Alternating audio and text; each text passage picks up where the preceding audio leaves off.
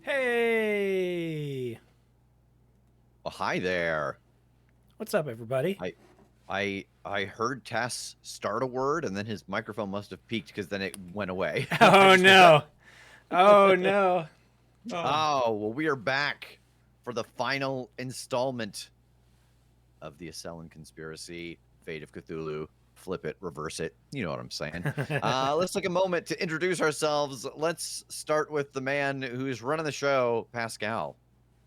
Hey, I'm Pascal Yehim from Spotless Dice Games, and I'll be your GM for tonight. Excellent. Abdul. Hi, I'm Abdul Aziz from Spelt Lore and Malbrats, and I'm playing Jesus Sinclair. Jesse. I am Jessie Sky from the Discord, and I am playing Dr. Cricket. Tass. I'm Tass from the Crit Show, and I'm killing it. Yeah, and I'm Rev, also from the Crit Show, and I am playing Benson the science dog. Pascal, take it away. Awesome, everyone. Hey, first, a little bit of housekeeping. We're going to cheat a little bit here. Usually, at the end of each mission in Fate of Cthulhu, the characters would reach a major milestone. This time, I would say leaving the planet is a major milestone. So, what happens with this is all characters gain 1 point of refresh. All the players have decided to take that point of refresh and not buy any stunts with it. So everybody starts with 4 fate point at the start of the session. Players can rewrite the high concept of their character if they want to. No one has chosen to do that. And if there's any moderate or severe consequences that are not recovered yet, they would go into recovery. We chatted about this offline, and since Dr. Cricket was with Jesus for the entire night, trapped into their cargo waiting to be released, we decided that she did some good psychology with Jesus there and talk him down from this dual future vision that he was having and put him in recovery during the last session off camera.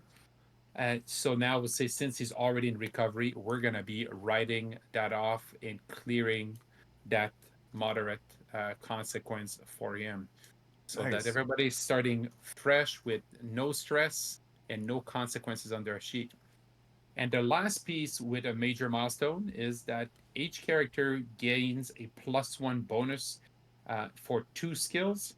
And with the minor milestone, they can do some skill switcheroo as well.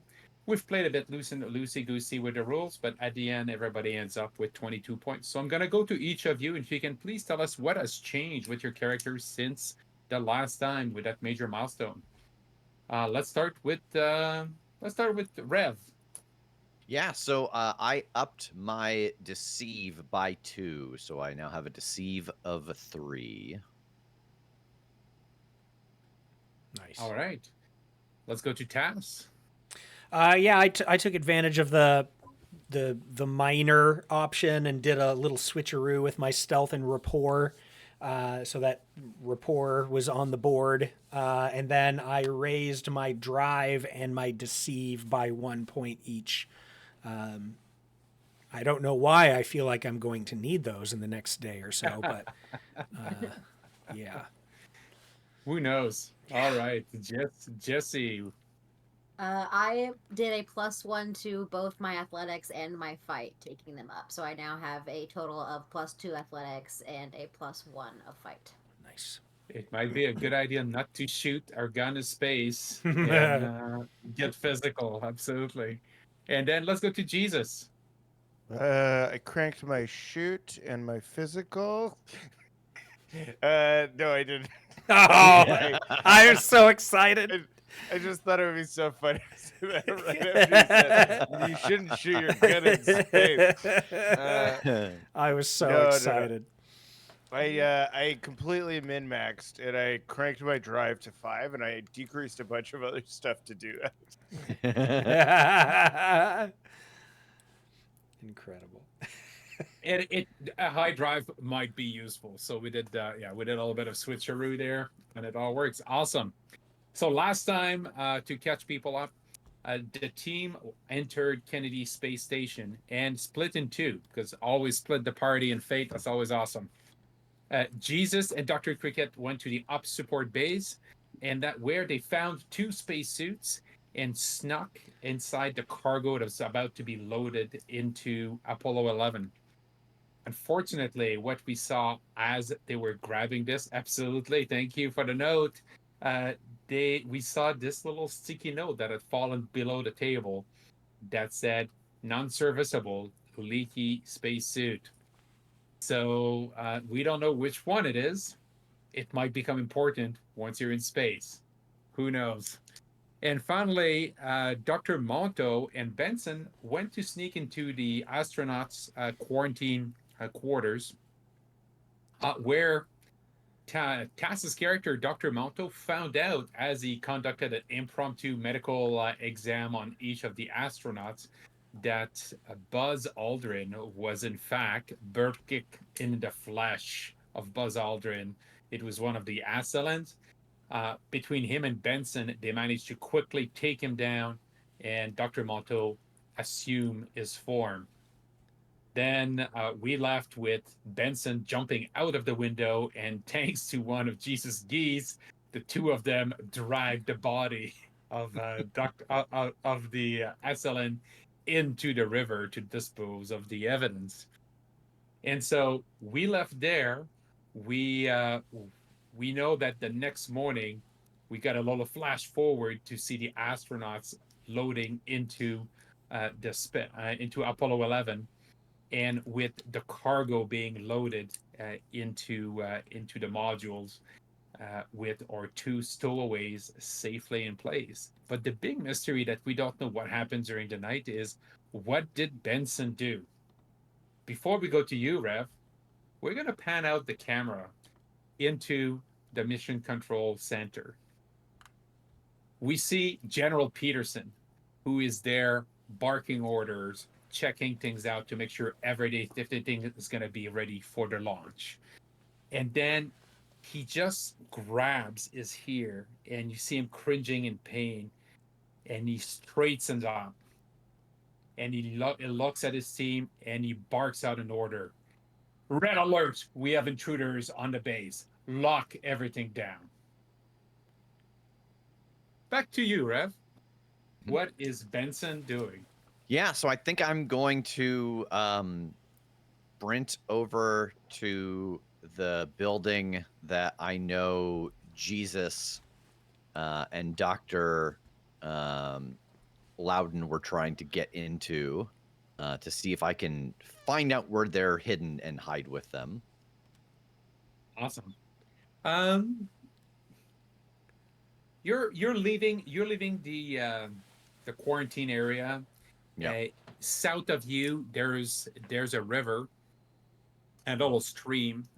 And if you look at the map at the bottom left on roll 20, you can see over there that that actually that if you jump in that stream, you can get all the way to the ops support building pretty much if you want to do a little swim, or you can try to stealth along the grass. What would you like to do? No, I think the swim is great because I'm already down by the river anyway, dropping the body off. It all works. Incredible. All right. Okay. So swimming is not going to be as much of an athletics check. I think in this case you're swimming across a relatively big river and into the stream. So I think it's more going to be of a physique roll to see if you can succeed, right? So if you're not succeeding that roll, I'm going to make it a +3. I think what that means is you're going to have to pull up to shore and to try to pull yourself out of there so you don't drown. That would be a good a good idea, and that might draw some attention because you're going to pull up to shore at the most inconvenient moment. All right, so let's see if you can make it safety to the up support building.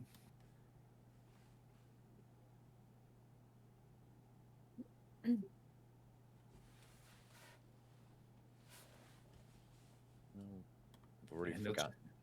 And just click on your character sheet. Just click on physique. Oh, there it is. I brought it up multiple times underneath the character sheet because I popped it out. Now I will roll 17 times. All right. And right. So you meet the threshold. So it's just an overcome roll. So you succeed at a minor cost. So I'd say just mark a stress on your physical stress on your character sheet to reflect. What was my difficulty number? 4. So 3. You're right. No, it was not 4. It was 3. So you succeed. No penalties. You're good to go. I just want to make life harder for you for no reason. All right. I mean, there's some. So you make it to the up support building. You're soaking wet, but you're a dog, so that's not a problem. Yeah. And yes, indeed, if he sneaks in with you, you're welcome. You just have to put your visor down on your spacesuit. So you're outside the up support building. You notice that there's now red lights flashing around every building. I mean, you don't have to roll a notice roll for this. It's pretty obvious. And there are PA announcements: lockdown, lockdown. Nobody is now allowed to leave or enter the base. Lockdown, lockdown.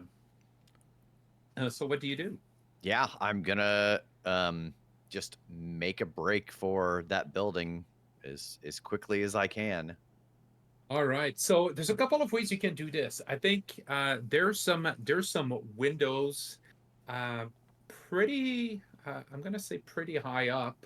You would have to burst through the glass. That might be a bit noisy. Mm-mm. Um, or you can try to sneak in through the front door. Um, and there would probably be a back service door as well that is there. So tell me how are you gonna get in there? Yeah, I think it's probably going to the door. Um, yeah, The I back don't is think I the want back. to. I don't want to make it look like this building was broken into. Okay. So the back service door or the big front hangar door. The back service door. Okay, perfect. And roll me. Now I'm gonna have you roll a notice roll. Okay.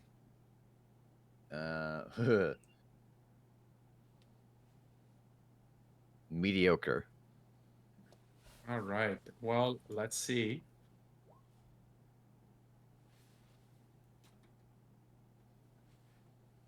Hmm.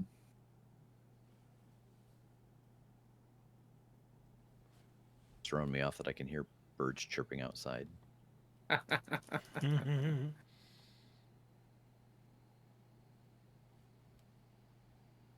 All right, and then we'll see the difficulty here. The men in blacks are sneaking around, and there are men in black in the area that we see walking by, and uh, they are right now basically stalking the key buildings. Hmm. They're trying to catch you, um, and they're trying not to be visible so that the intruders will approach the buildings and reveal themselves. Okay. So right now, the question is, um, you failed your notice roll, so you can Hmm. succeed. You can succeed at a great cost, and I would say, what that's gonna look like. You're gonna spot them, but the consequences they're gonna spot you as well at the same time. Hmm. So that would be the biggest thing that's going to happen there, unless you want to invoke something to improve your notice so that you spot them before they spot you. Yeah. I will. Yeah, I should invoke my basic instincts. Sounds good. Yeah, that's good. So if you can drop a fate point, and I think what this looks like is as you come out of the water and you shake it off. Uh, you're scanning around the area, and when you look at those red lights flashing in a building, you see on one of the rooftops one of those men in blacks with binos, and is basically scanning the area.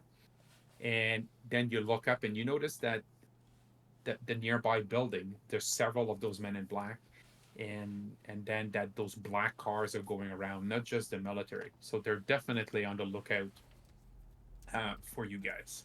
Yeah. So what do you do now that you know that the building is being monitored on top of the security patrols that are walking around from the military? Yeah. So I think what building is by this one? So right now you've got the up support building that you're at. Around there is basically roads. There's the launch operations further down out east, and there would be some. I mean, there would be some smaller buildings around as well. Yeah, I think I'm Consequential buildings. I think I'm just gonna try to sneak my way in, like being aware of them, watching their pattern, where they're looking, try to weave my way through the lights and get to that door. All right, let's do that. So you've got multiple men in black Yeah. on the lookout, and let's see uh, how you stealth. And now you've got your special stunt. I that you're, do. Uh, Oh man, I'm just a dog. yeah, Don't pay no mind. yeah. Don't mind me. Totally normal. Um, okay, so you just rolled a stealth right now. You haven't rolled your stunt. Yeah. Yeah. So So 3. so 3 with the stunt. All Yeah. right. Oh, I could have just Yeah. clicked on the stunt. I forgot about that. Yeah. And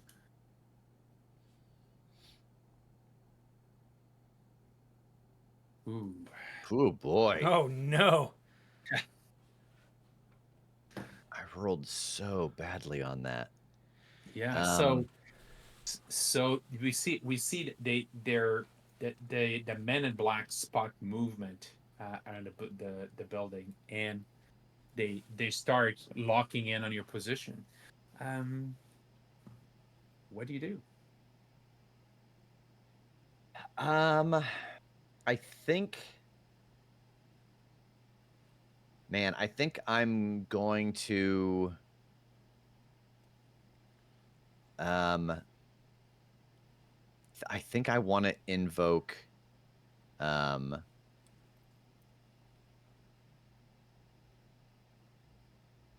you know what? I might actually do one of the, where is it at? Now I will offer something, Jesus, uh, or Abdul, you know, whichever you want to go with. I'm Jesus. Call me What Jesus, I'll please. offer is we've established that you've got some geese circling around, right? Yeah. So if you want to apply some of these to assist, since you're in this yeah. geese geist, Mm, Yes.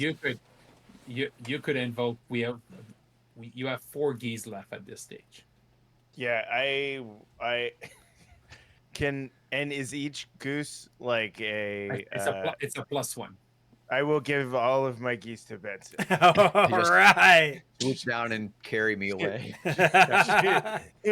I feel like Jesus gets because he can see through the eyes of the geese, right? And Yes.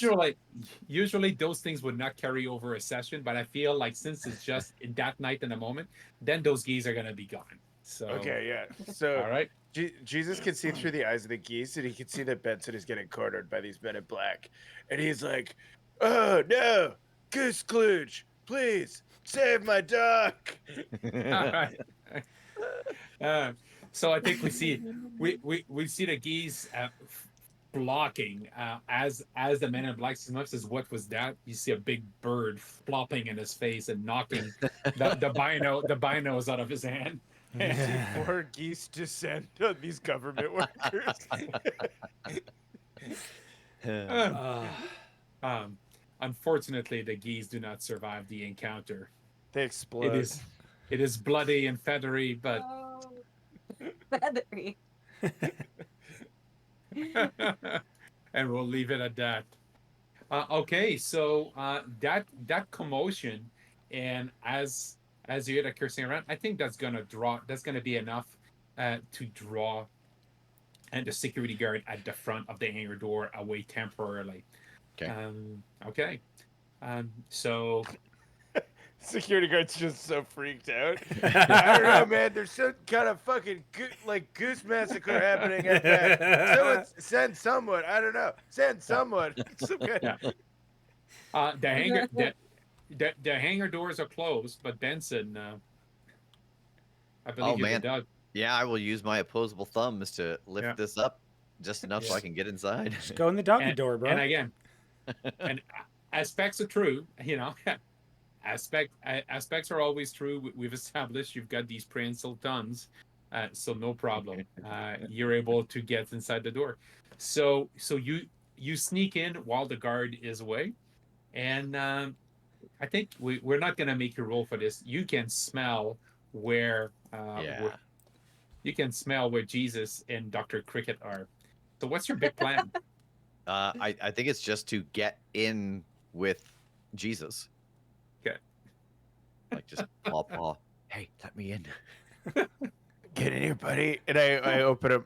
Can I open up my my spacesuit to like Sure. let him hop in? Oh my god, I was so fucking worried about you. Oh god. All We had, right. we had to kill Buzz Aldrin. Good. As long as you're safe, then that's all that matters. Good. Good is the first thing he said.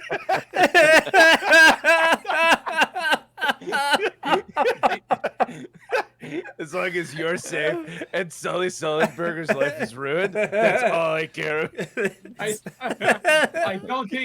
I don't think Jesus Oh, has no. quite grasped all the implication of drastically altering the timeline. So Oh no, I'm on the verge of a real giggle fit here. This is bad. Oh no. I don't think Jesus is going to pass this spatiotemporal agent test. It says, what's the number one rule? Don't change the timeline. Got it. Change the timeline. In whatever debrief happens Oh. afterwards, he's like, I know, I'm too much of a fucking rogue to be some kind of time agent. And he flicks a cigarette in the guy's face. All Oh. right. Jesse, you can hear So funny. Benson getting all snuggly with Jesus. And it definitely smells like wet dog now. Yes, it does. All right. Thank you. All right, so we'll just fade there. We'll go back to Dr. Monto. Dr. Monto, you can hear these strident alarms going off, and the phone is ringing in the living room. I think Neil Armstrong and James Lovell come out of their room. Says, "What the hell is going on?" I don't know, and What do you do? I'll go answer the phone. Gentlemen, this is General Peterson. There has been a breach. Please be on high alert. We are sending a security detail that will be guarding your compound for the duration of the night. Do not be alarmed. Everything is under control. Has there been anything unusual spotted in the area? Yeah, I have noticed a high volume of geese, more than usual. I'd keep an eye out for them. Otherwise, we've been cleared and seem like we're in good shape. We're ready to go to the moon tomorrow, as scheduled. The voice quaver on Moon is so funny. Go to the moon tomorrow. All right. Well, stay safe. I will. Call us if you see anything. I will. Otherwise, I'll be thinking about the moon. All right. Get some good rest. Yes. He hangs up the phone. All right, so boys. Neil- I'm gonna go to bed to prepare to pilot us to the moon. Neil Armstrong looks at you, says, "What was that?" Oh, the alarms. They're everything's under control. They think they've spotted some. I don't know. It's probably some hippies trying to get onto the base and paint graffiti or something. They don't know. They just said to let them know if they see anything odd. All right. Well, fellas, I agree with Buzz. I think it's time to get some shut eye. We have a big day tomorrow. We're going to make history. Yes, piloting to the moon. Awesome. All right. So you go to bed, and is your window still open? Oh God, I think I would probably close it after doing a quick just to make sure that there's not still just a body in the backyard. You know? All right. So you go to close the window and you look. You don't see Benson. Um, you don't see. Uh, you don't see the geese. Um, everything. Everything looks clear. I can't question this. And I shut Uh, it. except except except Oh no. uh, well, except a little sound that you hear as you're picking up the window that goes.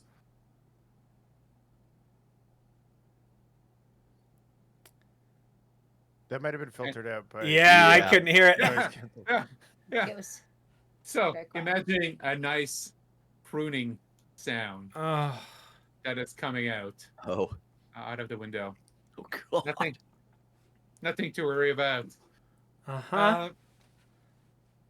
And yeah, so you feel these sound waves that are hitting you and kind of lulling you into a trance. And you feel strange thoughts stirring into your head. Um, Almost like you're connecting with a greater uh, um, consciousness than your own. And these tendrils are slowly penetrating your mind. So I just need you to defend with will. Okay. Right now, this croon is hypnotizing you and basically starting awakening the Ascellan consciousness embedded in your DNA. Well, that was terrible. Um, So Cass rolled a 0, a mediocre, against a 5, a superb from the Vanguard that did this nurturing croon. So to be clear, right? It's if you fail this roll, the consequence is going to be that you're going to be marking corruption. well, what? Oh God, that's a rough. I almost want to try a full reroll on this if I can, because You rolled a -2. Yes. yeah, Oh God. a -2 with a 2 to give me that 0. It can't get much worse than that. And remember, you can try to invoke timeline aspects, right? Yeah. To give you a positive check mark.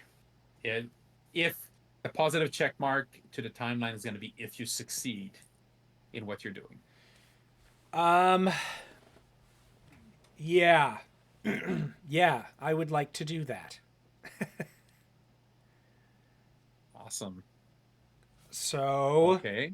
So you pay a fate point for that. yeah. Oh, I gotta move it. Put it out here somewhere so it's not Yeah, in my just- bin. All right. I'm gonna hit it. So Excellent. still with will, right? All right. So what timeline aspect are you going to invoke? Oh God, where's my choices again? So your 4 choices are they could be anyone. Yeah. That's quite appropriate. Secret alliances versus humanity, impenetrable alien schemes, and wheeling pawns of Sagittarius. I feel like I mean, they could be anyone. I don't know where this is coming from, if this is a signal, if this is one of them that's close and I just don't know where they are. Like, even just proximity, they could be anyone and anywhere. Mm-hmm. That works. So that you're gonna use that for a reroll or a +2? God, I think a reroll. I think I'm going to Oh, try yeah. that. All right, That's here we a good go. call. Okay, well, Also, it's no worse than if you had taken the +2, I suppose. yeah. So Cass rolled a 0 with a +2 to his will. Boy, oh boy. Do I And know you what by, Oh, go you're ahead. by yourself right now. I sure So, am. I'm going to burn through everything. Do I know what I need to Oh. hit here? you need to beat a 5 I right need now. to So right, you Beat a need. 5. So let's try to. I would, if Pascal, if I meet Pascal as a player, I would just take the corruption personally. Yeah. But because you're going to the moon. You're going to need those fate points. Yeah, but it's your that's. call. I was about to just be like, I'll just go to the moon with only one left, but I'm gonna take it. I'm gonna take the corruption. Yeah. You might have to drive there and back. So Exactly. I'm You're not gonna worried sleep- about getting us back. You're going to sleep so well. So You should be worried about getting us back. So that brings you up to 2 corruption now, right? Yeah, it sure does. All right. Damn. Nothing to worry about. Nothing to worry about. Hey, we need to corrupt you a little bit. You're from the future. It's true. All right. So you go to sleep, and I think we'll zoom forward to the next morning. What it looks like, we see the 3 of you being escorted in this little buggy with the 3 astronauts sitting all stiff in your spacesuits from your quarantine area to the ladders where the elevators that are going to bring you up to Apollo 11. Meanwhile, we saw, as I described in the last session, the supplies being loaded, and the only difference now is that we see Benson kind of squirming inside the suit. Jesus, getting nice and cozy. Jesus has pulled the arms in from the like spacesuit so that he can pet Benson while he's in the chest cavity with him. Like when you take your arms out from a sweater. It's Yeah. yeah. did anybody else do that with their winter coats when they were a kid? Like take their arms in and then put their head inside and just have like a light inside their coat and have a space. A little cocoon. Yeah. Yeah, totally. 100% I've done that. All right, so with our 2 kangaroos and Dr. Cricket, we see you being loaded into the module, and then the entire Apollo 11 being dragged slowly, cranked out to the launching pad. We see the vehicle approaching, and then the astronaut taking the elevators with all these people in his white coveralls, holding the hoses that you're connected to for your air, and lifting you up with these little mat that they're kind of carrying this. You're carrying these little briefcases that you're connected to, and they're making sure nothing's getting tangled up. We see you getting into the come-in modules, strapping down to the chairs. Everybody's checking all your connections, buckling down, and Neil Armstrong looks to the 2 of it to you, to you, Buzz, and to James. It says, "Gentlemen, we're about to make history, and we are to count down 5, 4, 3. Good luck, gentlemen. 1. Lift off." You see the big sprout shaking. I am afraid that Jesus, Cricket, Benson, this is not a pleasant ride for you. You are not strapped in. And I think at the moment of ignition, that moment of there is nothing I can do to change this. It occurs to me, I don't know for sure if the other 3 are on this. And as that thought occurs, I just close my eyes and grit my teeth. Oh my God, that is so true. Oh, that is a terrible feeling to have. All right, and we see the liftoff. So, I'm gonna make all of you do a physique check on this, right? And basically, it's just to say how much stress you're taking in as you're going through this. Cass, this is gonna be this is gonna be a +3. This is pretty intense, but you're properly strapped in and everything. Okay. For the rest of you, it's gonna be a +5. This is a super difficulty roll because holy shit, dude. All right, so what reminder, we'll go with Cass first, because Dr. Motto / Buzz is trying to beat a +3. So Taz, tell us how you did. I got a 2. There's only one roll I can possibly make worse than what I just did. So I don't think I have it. I have to try to avoid some of this. That's such a big number. Uh, so it's yeah, it's. I mean, that's gonna be 5 stress that Yeah. you would be taking, right? Yeah. So you would take a minor consequence. Yeah. How about? I mean, I have an alien skin graft. That should make me a little tougher. Oh, I love this because remember that when you invoke a corrupted aspect, it will mark a negative time ripple. Yeah. Uh, I am all for it. All I'm all right. for it. I'm a re-roll this. Oh, I need to give you a point here Yeah, too. yeah, absolutely. And if I get -4 on my roll, I'm just gonna take it because that's hilarious. All right, here we go. You die. Oh God. Oh. Oh my god. Oh my fucking god, dude. I was just saying yesterday, I was talking to Rev about how I abandoned my real dice because they did me so dirty that first session, and how the digital have been rolling bricks for me. And why did I say that out loud? Why did I put that into the universe? Great question. Or obviously your dice did give a call to the Roll20 generator. Yeah, and they say, did. He's talking shit. Yeah. Well, I'm gonna take that All right. 0. All right. So that's not bad. Not That's too bad. It's if you look at it, it's no worse than if you had taken just a +2 bonus, right? So Yeah, that gives you take 3 physical stress, please. Okay. And I think the way this reacts, right? You have not been trained to be an astronaut. Why? Yeah.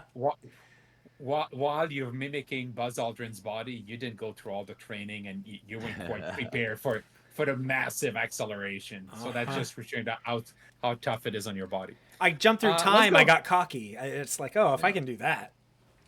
Let's go to Jesse next before we go to the kangaroos. Yeah. I rolled a I- 3. That's good. Okay. Ah, that's Yeah, not terrible. yeah. That's not terrible. No, no, terrible is what Cass rolled. Yes. Yeah. Yes. Yeah, so that's only 2 stress. So if you're good with that, I would just mark the stress. Yeah, that's fine. And again, stress is not damage, right? It just shows that this is pretty tiring. And given how you were strapped in, I think that reflects that you strapped in pretty good in that cargo. You knew what you were doing. Cool. And then Jesus, how did you do? I got a 2. So not well enough because I need it's a 5, right? It's a 5, yeah. Yep. And you know what? I'm very sorry about this. I'm very sorry, but you strapped the dog to yourself. So I'm gonna invoke. I'm gonna compel the. I've got a dog in here with me. So I'm gonna bump this up by 2. I think I can see Dr. Cricket is wedge yourself in tight. Everything is good, but now you've got a dog and there's a paw in your face, and now you're being lifted up. It's Can I invoke my relationship with Benson? I love Benson Totally. so much. Okay, I'm gonna do that because I would never let anything happen to Benson. And I allow the love of this man for his dog to fortify, I guess, his legs against the G-force of this rocket. We've all been there. I would never let G-forces happen to my dog. What is so? Is it? It gives me. It takes it from 2 so to basically, 3? yeah, it gives you a +2, and it negates my own invoke. So basically, what it does is right now you're taking 3 stress, which for you that's nothing. Okay. Yeah. Jesus, Cool. I'll do it. Jesus, yeah, wild goose is tough. Yeah. And is the stress Is the red bar. Is Okay, the okay. red bar. Red is physical, blue is mental, and green is corruption. Yeah. Fantastic. I take 3 And stress. and that takes us to Benson. Benson, what does this look like? I got a 0. But I rolled Who are you, negative me? 2. I know.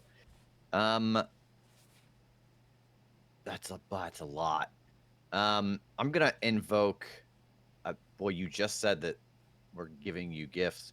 But I'm gonna invoke unusual breed. I've Oh got some no! alien DNA. It should help me survive this. To You know, re-roll. uh, you don't. Um, okay. If you don't want to use another, okay, you're good. I We're don't good. know. None of the other ones really make sense. Yeah. That I like it. Yeah. I don't wanna, but I gotta be So on it. I gotta be so- true. and you're gonna do a full re-roll. You're I gonna gamble. am. That's good. I Yeah. like it. I like it. You got this. Awesome. Hey. All Okay. right. So I got the exact same thing that you did. yeah. So Rev rolled a 2 against a 5. So that's 3 stress. So I think that's Yeah. manageable. Yeah. Yeah. Okay. So I think we see the rocket launching into space, and then probably what this reflects is you probably all pass out, right? You black out for a few moments, and you come back to, but you're in a cargo. You're actually in a separate module from the common module, so they wouldn't hear you even if you make noise. So you black out a little bit. You come to, and then um, for you Tass, since you got your helmet on. Actually, the two of you have got helmets on too, so you're probably automatically connected in to the internal radio system, and you're here. All right, stay frosty, people. This would be Neil Armstrong talking. Um, main main rocket detach.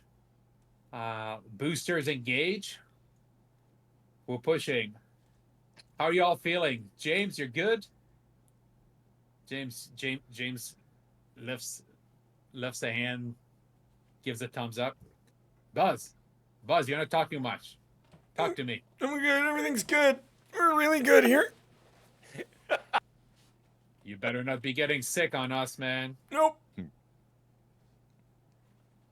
gonna be a long 8 days.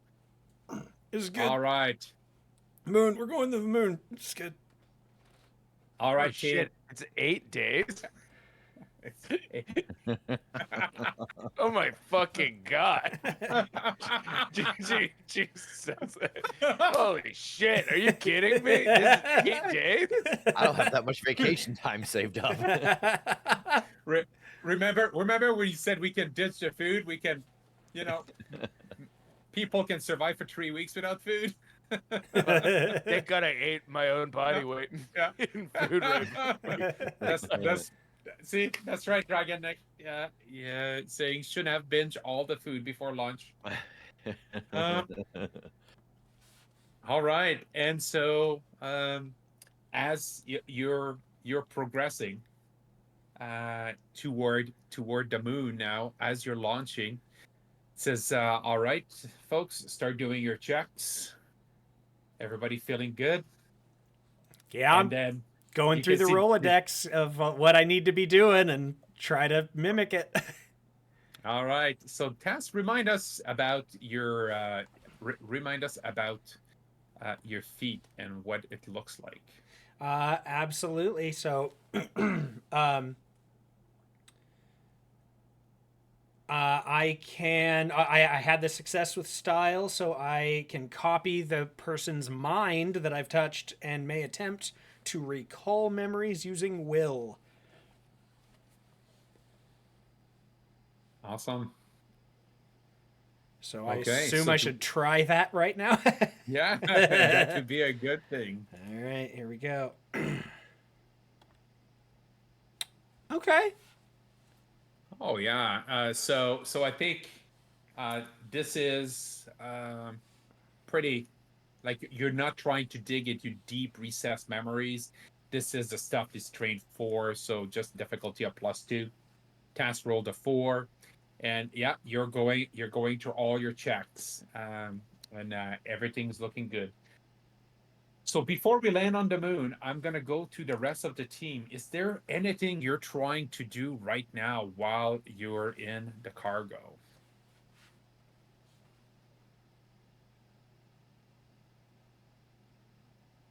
I feel like this is maybe a moment for us to discuss and plan what we're gonna do.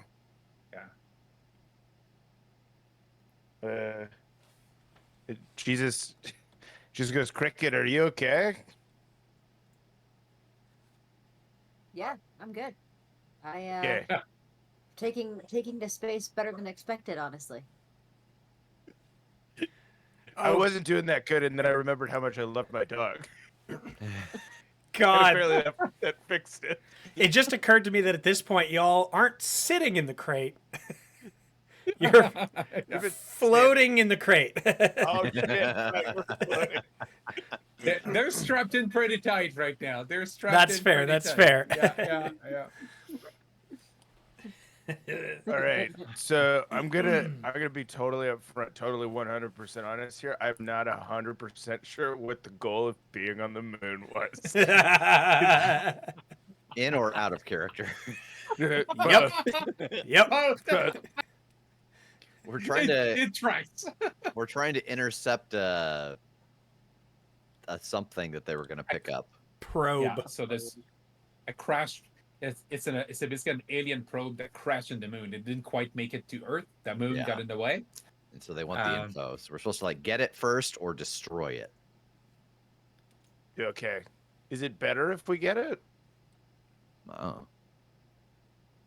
Probably. Cricket, do you know you came from the future? I feel like you should have more information. I mean, I think that's a question of better for who.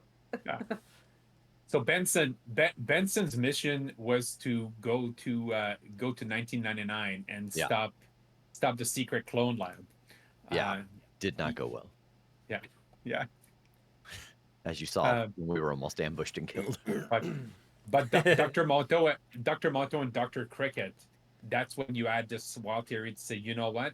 They're killing all our agents. So let's bypass 99. Let's just do a quick hop to 99 and jump again to 69 and try to get ahead of them. So you know that there's this, they retrieve technology from the moon that helped them to move their plan along. So you're trying to intercept or destroy that technology. Now, the only problem you're dealing with is that if you get this probe and you bring it back, you don't know who's waiting for you on the USS Hornet. That's the warship that's picking up the astronauts, and who's waiting for you at the lunar receiving laboratory, right? So there could be aliens or clone hunters anywhere along that trajectory. So really, and we also don't have a way to like send it forward in time other than the passage of time. Yeah. Yeah. So you kind of have to figure out what you're gonna do once you get your hands on it. Wait, I can't go back into the future? I mean, you can, but it's real slow. What? They can send you back to 1999, but it's gonna take about 30 years. Yeah. What? No. We can get there in real time. My wife isn't going to be born for like another 10 or 15 or whatever years. Shit.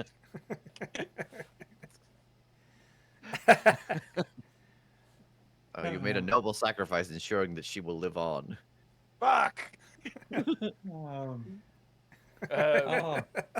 Did you ever meet your mother-in-law?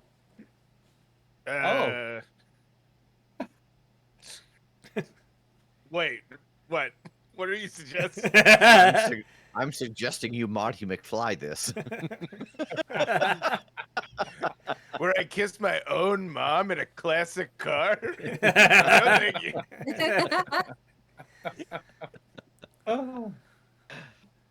So, Cass, there's some suggestions in the chat if you want advice on options that you can contemplate right now on your side. Yeah. And for the three of you, yeah, I think it's just right now you're in the service module. The question you have to determine is at what point do you want to reveal yourself. I would say cricket. You would have you and Dr. Monto, the two of you would have studied Apollo 11, right? Because you were preparing to go over there, so you would have studied the mission. This is why I flashed up a couple of these diagrams to show you. You know, it's an 8-day journey. You know that there are 3 modules essentially. It's the command module, the service module, and the lunar module. So that the service module is where they've got all the supplies, the oxygen, the water, the food, and um, for anybody that's actually looking at the details, we're ad-libbing this a little bit to make sure there's a place that they could load and keep life support, make it work. And you know the service module and the command module are going to stay together the whole time. The command module will not land on the moon. That is the lunar module that's going to be doing this. So right now, that is connected. Right now, it's connected to the command module. They're kind of nose to nose, and then Buzz Aldrin and Neil Armstrong are expected to go down there. Do we have to pass through the command module to get to the lunar module? Yes, you do. Okay. Yeah. Okay. Actually, let me. Yeah.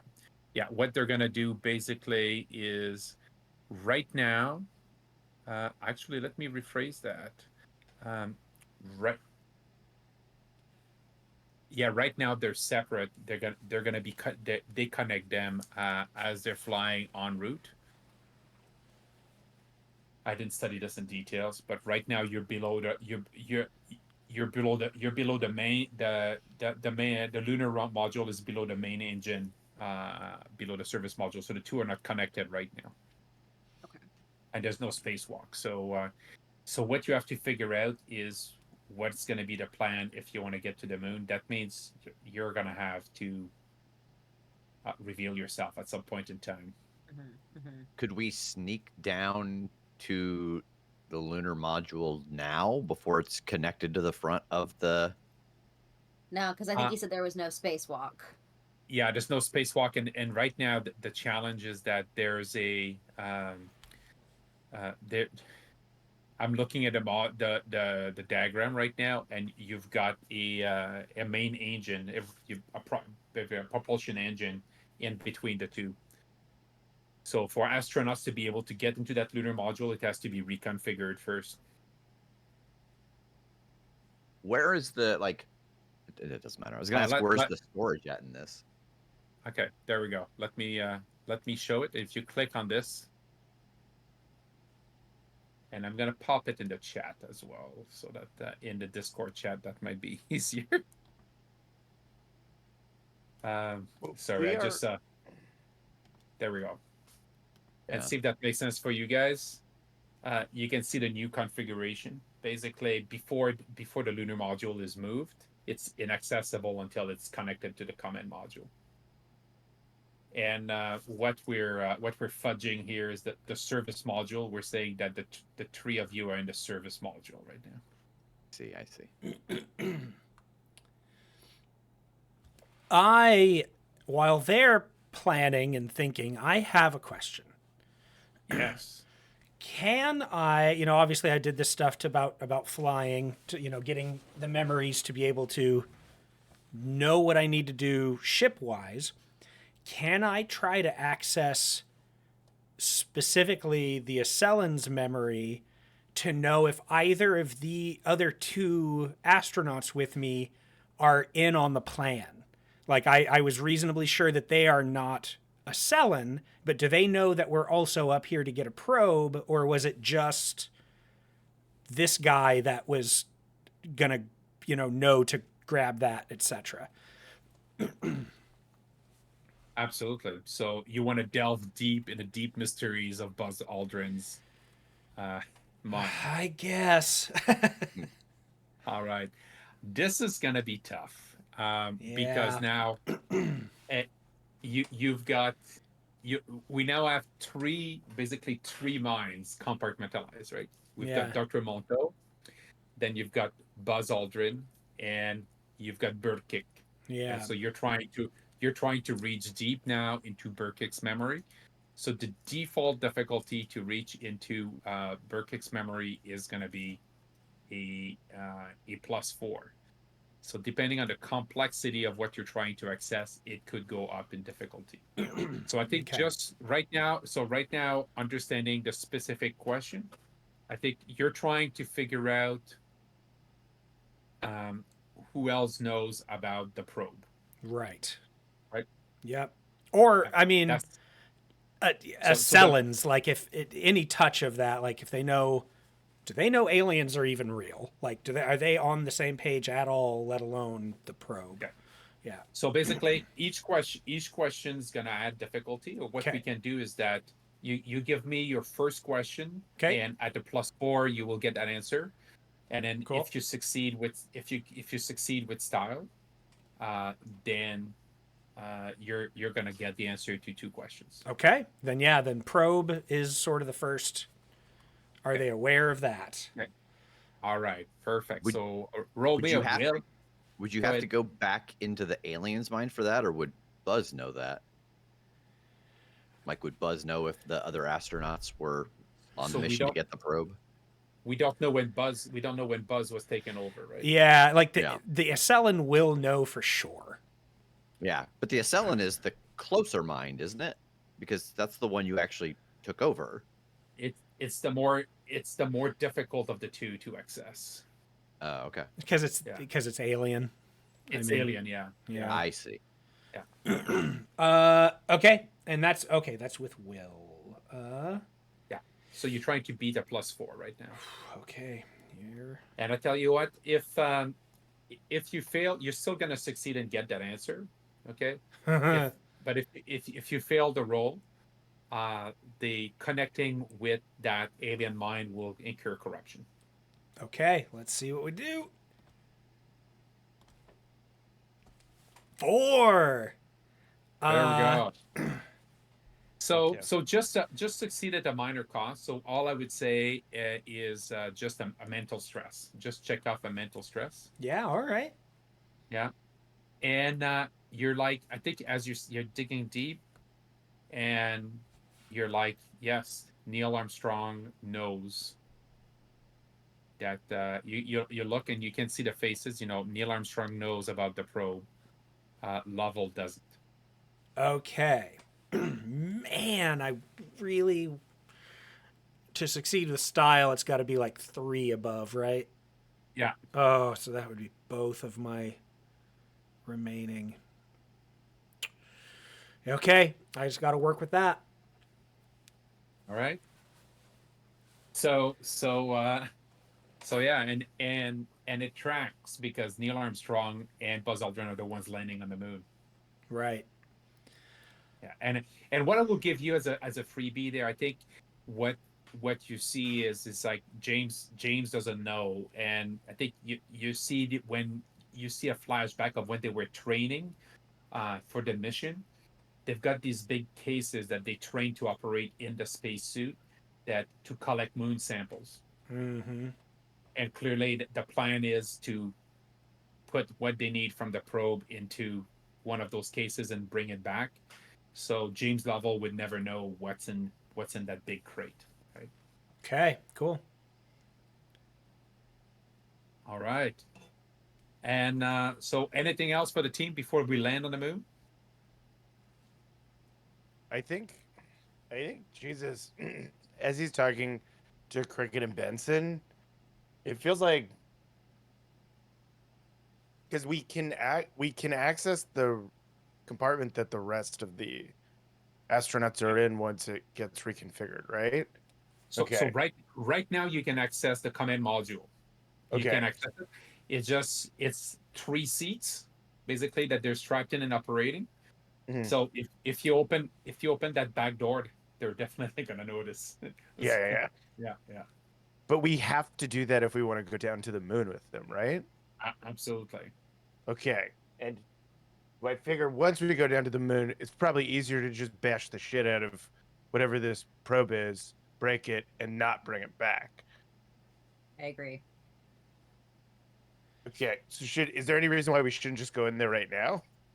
Jesus. Depends on how chaotic we want to be. I mean, we have how many days left?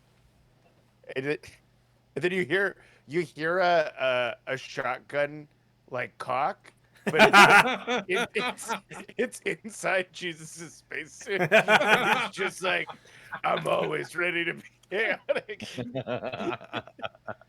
The gravity's just got the arms of the suit, just like. And from one of the pant legs, you hear a muffled honking. Is that a goose in your suit, or are you just happy to see me? And then Benson's head pops out. I beg your pardon.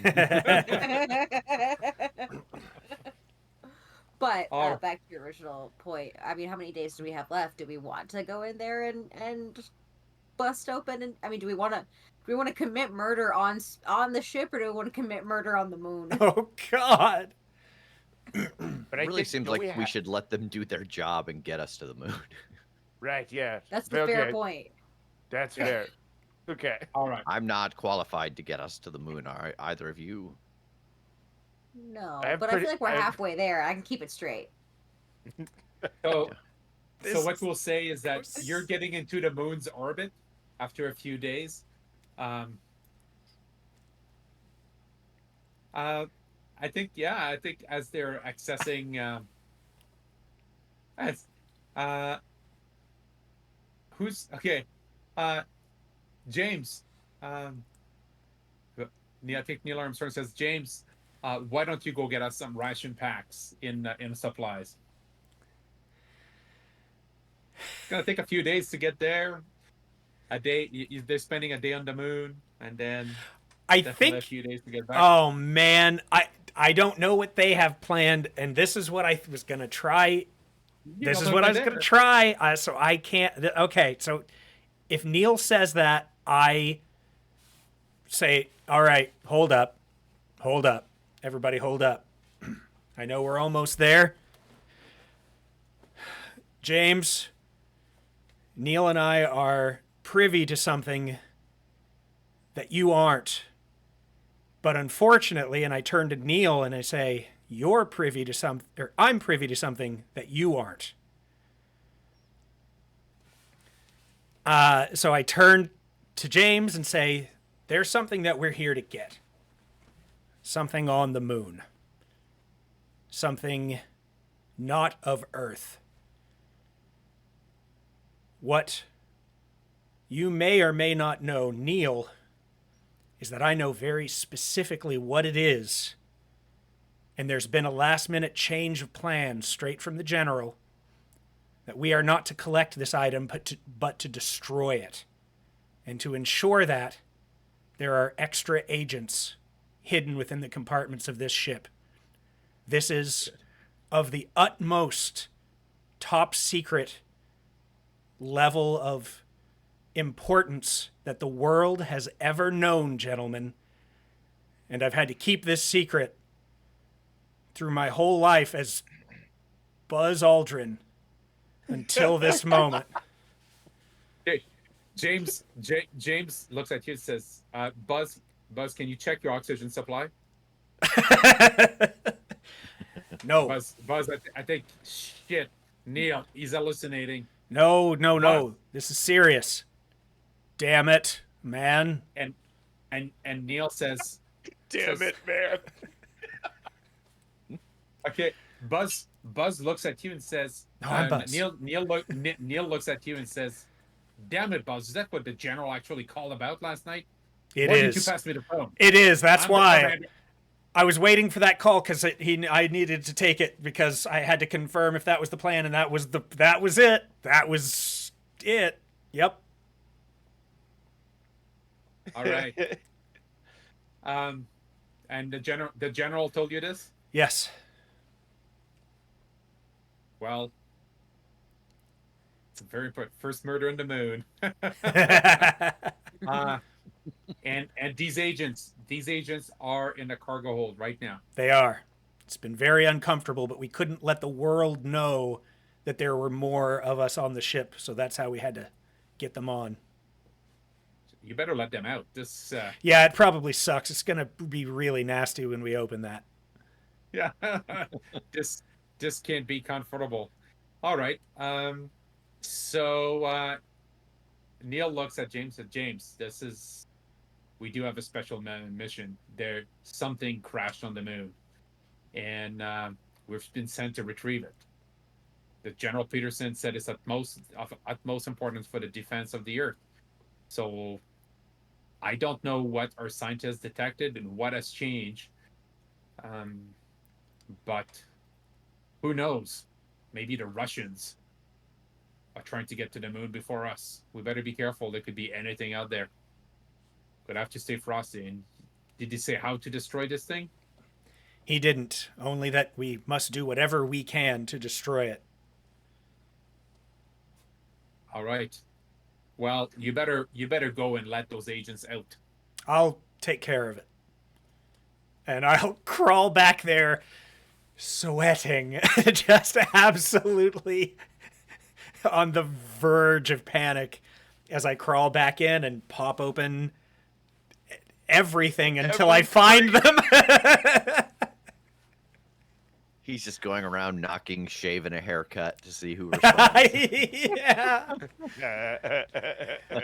Oh my God, I've been having to talk like a hillbilly for days. Someone, please.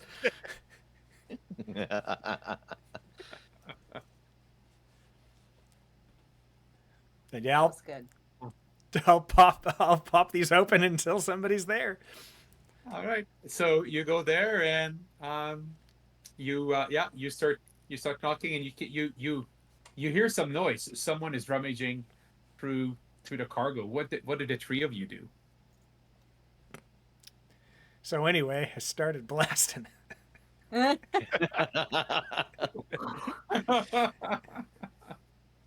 Is there anything in the cargo with us? There's I mean, you're strapped in. There's stuff below you. I think you had left yourself a way to detangle yourself from those straps, but right now you've got a tarp over you, and someone is pulling, like frantically putting tarps over. I think I'm just gonna lay there, lay still and hope for the best. All right. The tarp rips open, and Buzz Aldrin is staring at you. What do you do?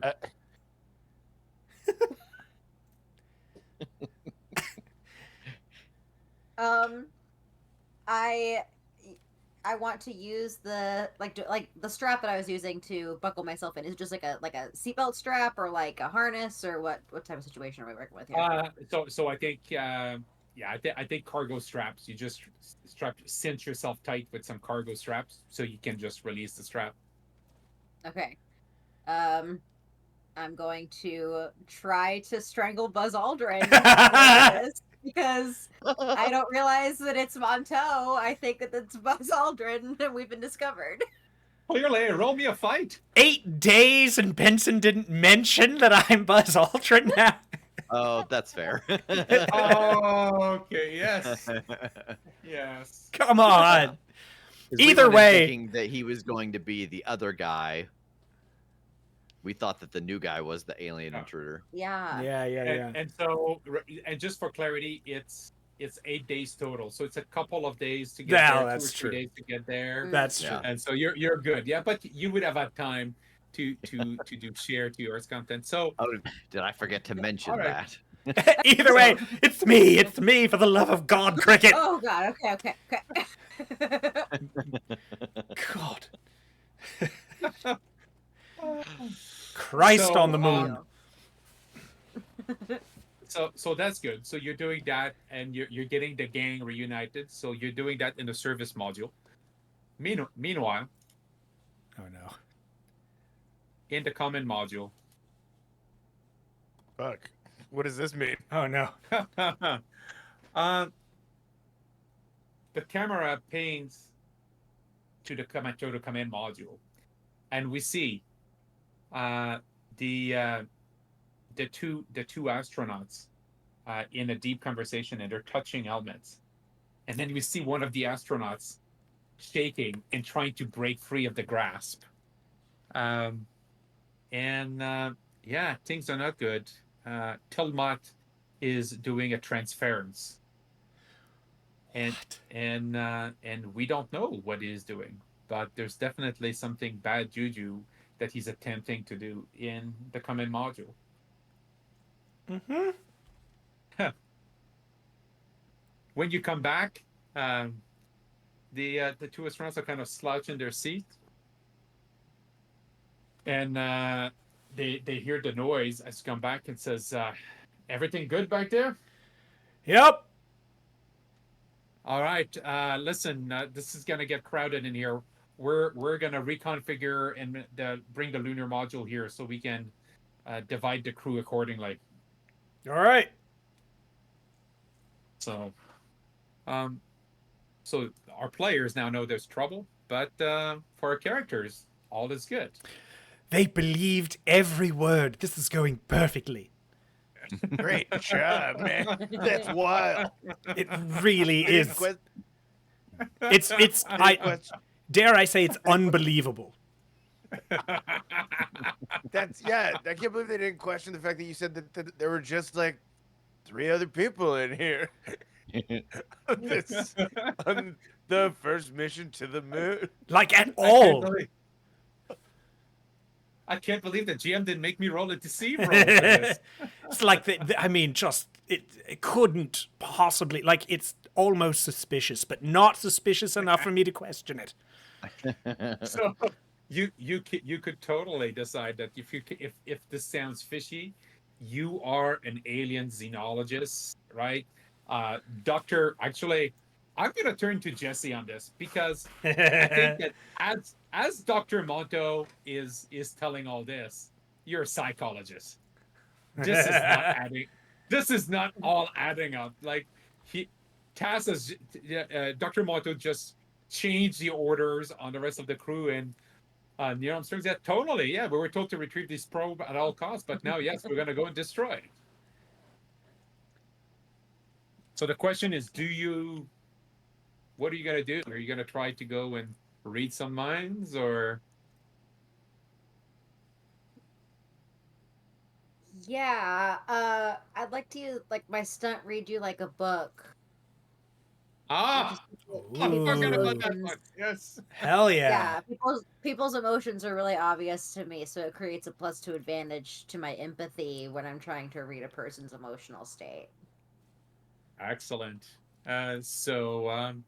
Yeah, let's you enter and you're getting introduced. I think we're seeing as you're all getting detangled and everything. We're seeing the final maneuvering. The two astronauts are talking to each other and they're like, "All right, lunar module docked," and we see the lunar module connecting to the command module. We're on final approach to the moon, folks. Welcome to Apollo 11. Who are you exactly? And there's just 2 of you right now, right? We're not seeing Benson. Are we seeing Benson's paws in a helmet sticking out? How does that look? I don't. I think Or- just like the tail up the back of his neck. Right? Looks like he's got a ponytail. Yeah. So how do you introduce yourself when you enter the command module? Hmm. I'm still Buzz Aldrin. Back from going in there. Totally Buzz Aldrin. Yep. 100. And Jesus goes, "Hello, my name is Agent J. This is Agent K. We're special."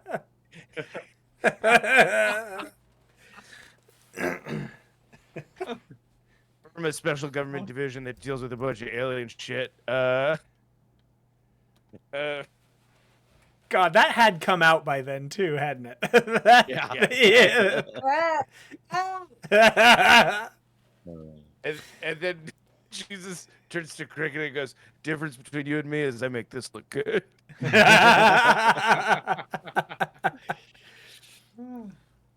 I'm the Tommy Lee Jones in this situation.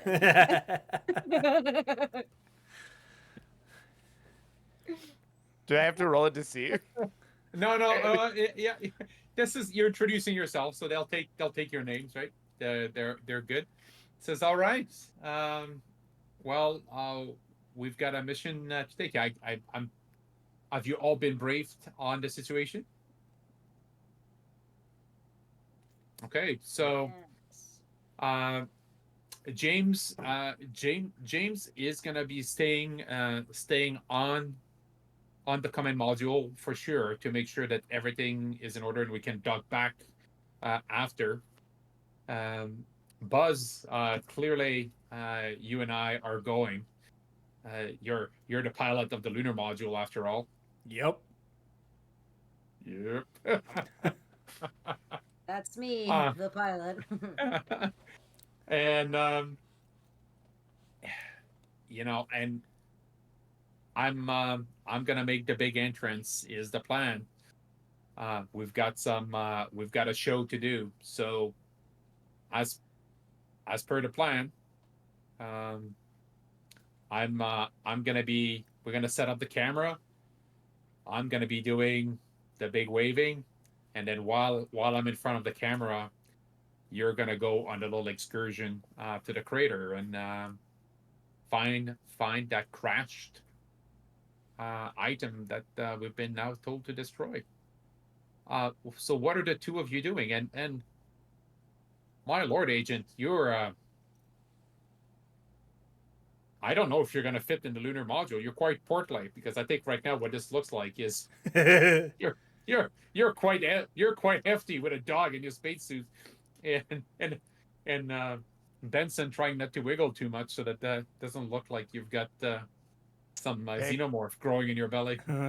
Thank fucking God that it's 1/6 Earth gravity down there, because it would be hard otherwise.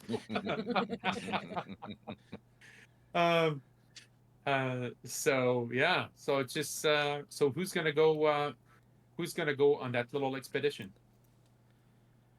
It's gonna be me and Cricket and Buzz. Because does Buzz need to be in the film with you guys? Well, so people think that Buzz is gonna film me. So when the two of us were supposed to be on the moon, I was gonna be the TV star, and Buzz was gonna go retrieve Right. whatever crashed on the moon. And they would think it was me filming it. That's right. So now what we can adapt our plan accordingly. All right, yeah, we're gonna go. Kay and I are gonna go as backup for Buzz here. Yeah, they're We'll help our him. demolition experts, so that's why they're brought along. There are craters to look out for. Craters and demolitions. I have Excellent. crater scoping to do. Okay, so I think so. You're all going. Perfect. So it's going to be a bit tight with the four of you in the module, but it's at what that's going to translate to, Taz. I think is going to make it more difficult to pilot Cool. the lunar module. That's what I was hoping for. I mean, yeah. So I'm just going to add a +2 difficulty, basically +1 for each one of them. cool. Wait, is that +2 or +3? That's a good question. +2.5. Yeah. Well, just make that a +2 additional difficulty because the space is cramped. That we're gonna do this. So I think again, we're gonna make this now a new scene. We've been going around on a single scene. I think this is gonna be the landing. Okay. So I'm just resetting my fate point as we're entering that final piece here. And you get into the lunar module. You're into the orbit. And it says, all right, Buzz, you know our targets, Sea of Tranquility. Are you all set to go? Ready. And yeah, good point. Thank you, Dragon Light. So for you guys, please ensure you reset your stress as we're entering a new scene. Okay. There we go. Because it's been a couple of days. You've shaken off that takeoff and the piece. There we go. Okay.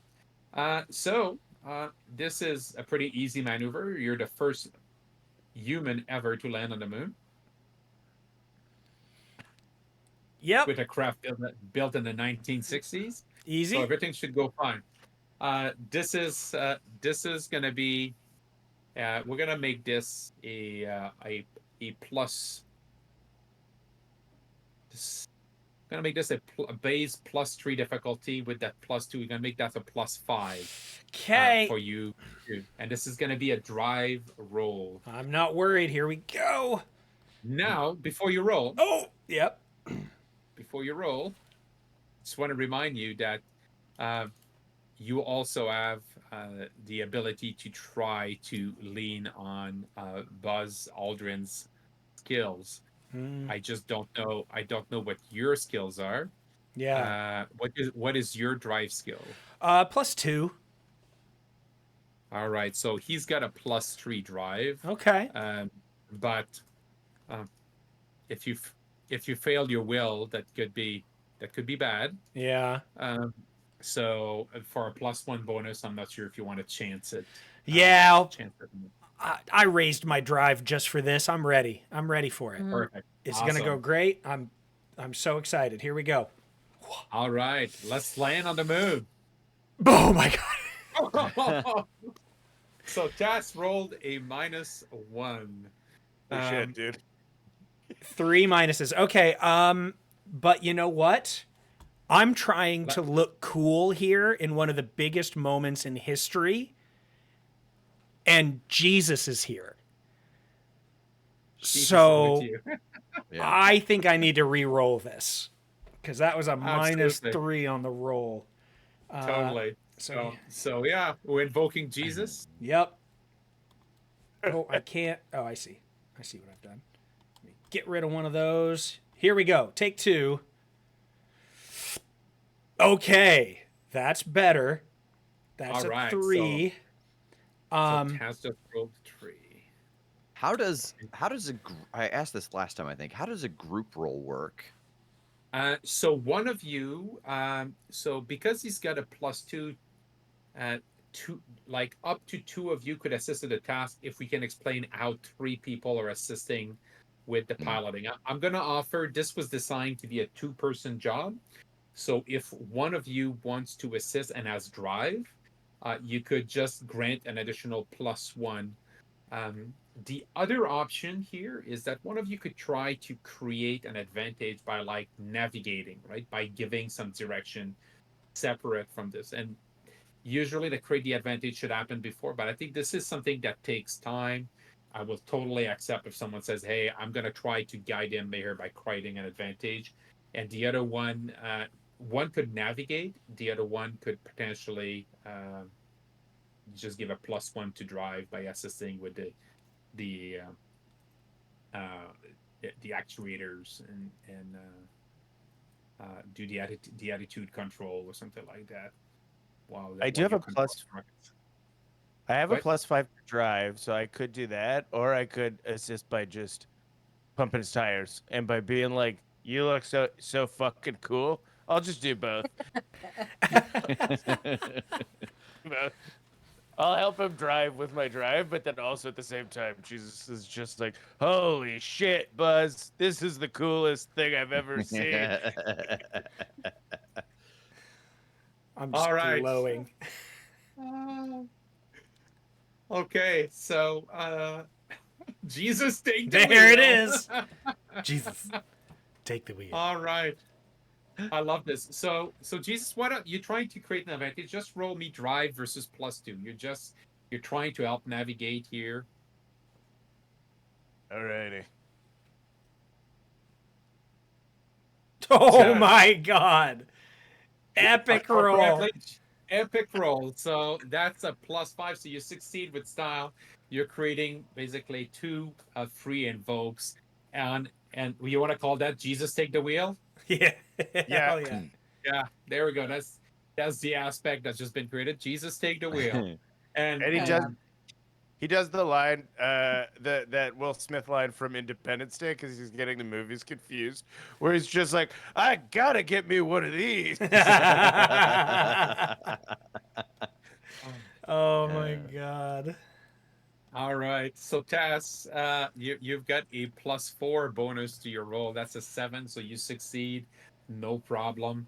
And we see the the eagle land, poof, at exactly where you were expected to.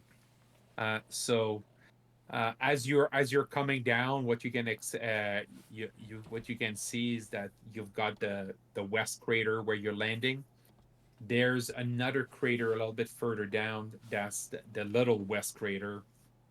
Don't ask me about the names they gave these craters. Yeah. Where are you gonna be located? So Neil is like, all right. So remember what we talked about? We're gonna set up the camera, and I just realized we have to plant the flag, and the camera's gonna have to move. So one of you better stay behind with me. There's too many things happening here that we're broadcasting live, right? So we're how are we gonna do this? I'll I need to plant the flag, and then they need to see me install the reflectors a little bit further down. I could stay behind because Jesus is like, you guys know more about the alien tech than he does, so he's just like, you guys would know how to break it better. If there's like anything comes up. 2 and 2. all right. Because Benson is stuck going with you wherever you go. That's the other thing is I do have intrinsic backup where either of you would not. Excellent. All right. Okay. So the lunar module lands. Says, are we ready to get out? Yes. All Yeah. right. So it says depressurizing. And now, this is the moment of truth. Oh no. We Fuck, depressurize. I want to push him so Uh, bad. My bully sense is making me want to push him so bad. The door open. The door opens. It says, "Okay, what did you go? What's your alias? You went by which agent did you call yourself? Agent J. Agent J. Perfect. Okay, with J for Jesus. All right, Agent J, you got the camera. And K for cricket. I got it. We're going live. Mission control. Eagle has landed. Mission control. Eagle has landed. And you see Neil Armstrong going down the ladders and doing the little hop, landing, and see the lunar dust lift up. This is one small step. What does he go? This is one small step. But For man, one giant leap for mankind. one giant step for humanity. Something like this. Close enough. And Close enough for enough. government work. Close enough. Yeah. One And- big moon walking man. Yeah. And he goes and he's hopping along with the flag. And as Jesus comes down, what do the two of you do? Sorry. I mean, as like Jesus follows with the camera, I think we slink down sort of behind the shot of the camera, and like make our way around wide behind that and start moon jogging. All right. Yeah, just panning the horizon, trying to see if anything looks proby. Yeah. So you start going toward the second crater. Buzz Aldrin knows the locations, right? Oh right. Yeah. Yeah. So we're not gonna make you roll for the. Actually, yeah, let's make you roll for Why this. not? If you fail, you're gonna take the scenic route to get there. Yeah, that's That's fair. gonna be a well. You're trying to beat a +2. Okay. Hey, a 3. You're good. You're good. Yeah. So you know the coordinates. You know it's gonna be behind the crater. So you're gonna be out of sight, from the other two. And as you approach, you get the sense you see clearly. There's some sort of small alien probe that is crashed into the side, the side of this crater. So you're gonna have to go down a little bit into the crater to be able to get to that probe.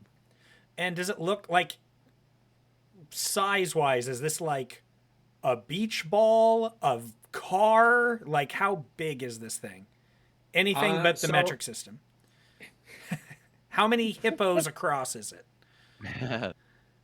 so I'd say it's about one pool noodle long. Oh, that very good. Okay. There we go. Wow. There we go. Challenge accepted. And it's about 3/4 of a pool noodle wide. Okay. All right. Is that it? I think that's it. Or sorry, or more appropriately, it's one dog chewed pool noodle wide. Nice. There we go. Nice. Keep it on, team. All right. Yeah, and it's kind of this oblong shape. It's very smooth, shiny metal that's going there. But let's take a little pause. I've got a huge question. Jesse, odd or even? Even. All right. Let's roll a D2. How odd. Just roll the 1.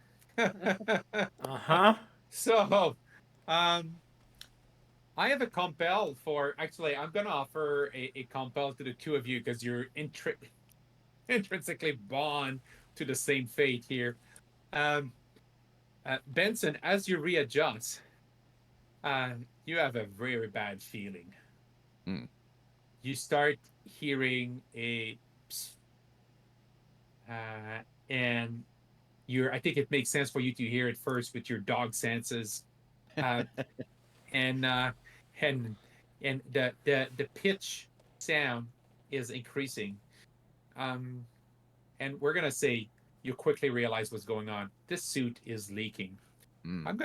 I'm gonna offer you a fate point for that compel, to each of you. Are you interested in this? Can you explain what it means? Yes, so you're going to get a fate point, but right now the suit leak is going to start causing a complication to your life right now as we're dealing with this. Okay.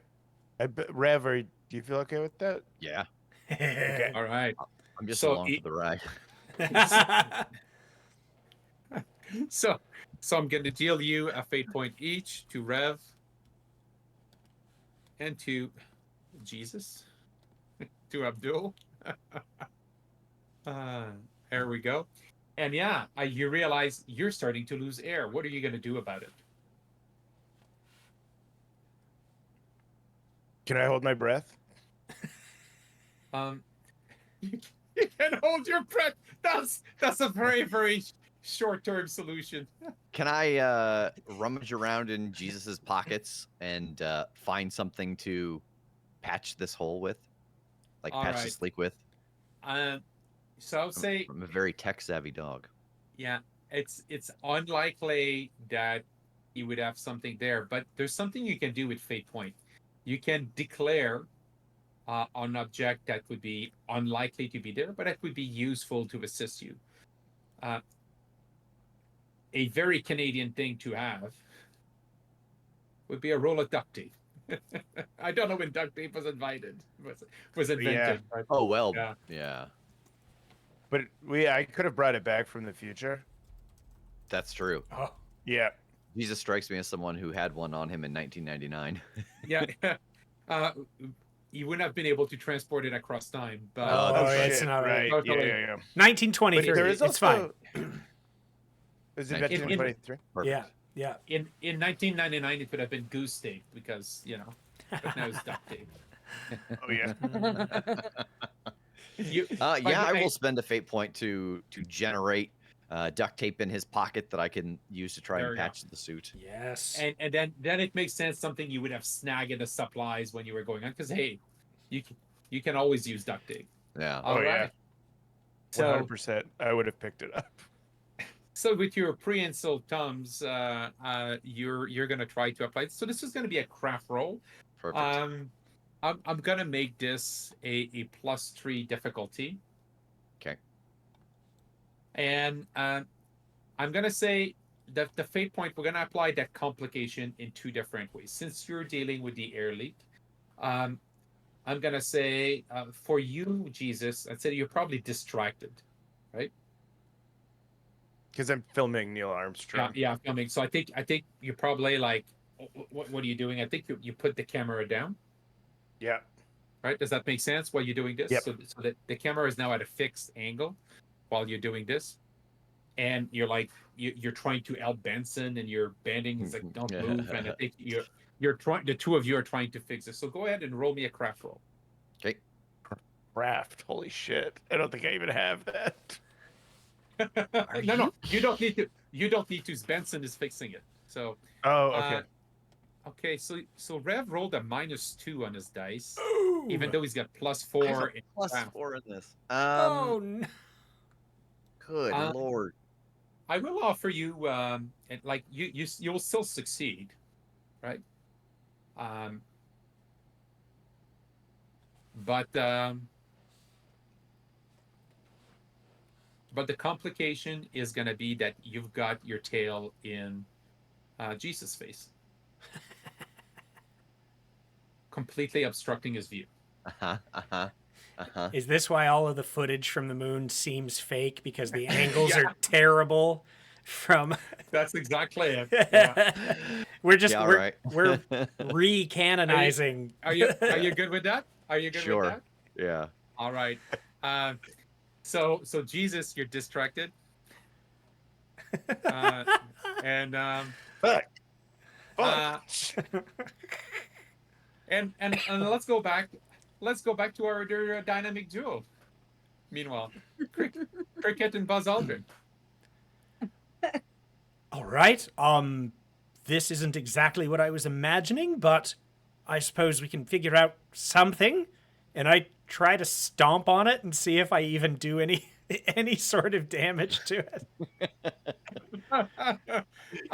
You guys are the experts. You go.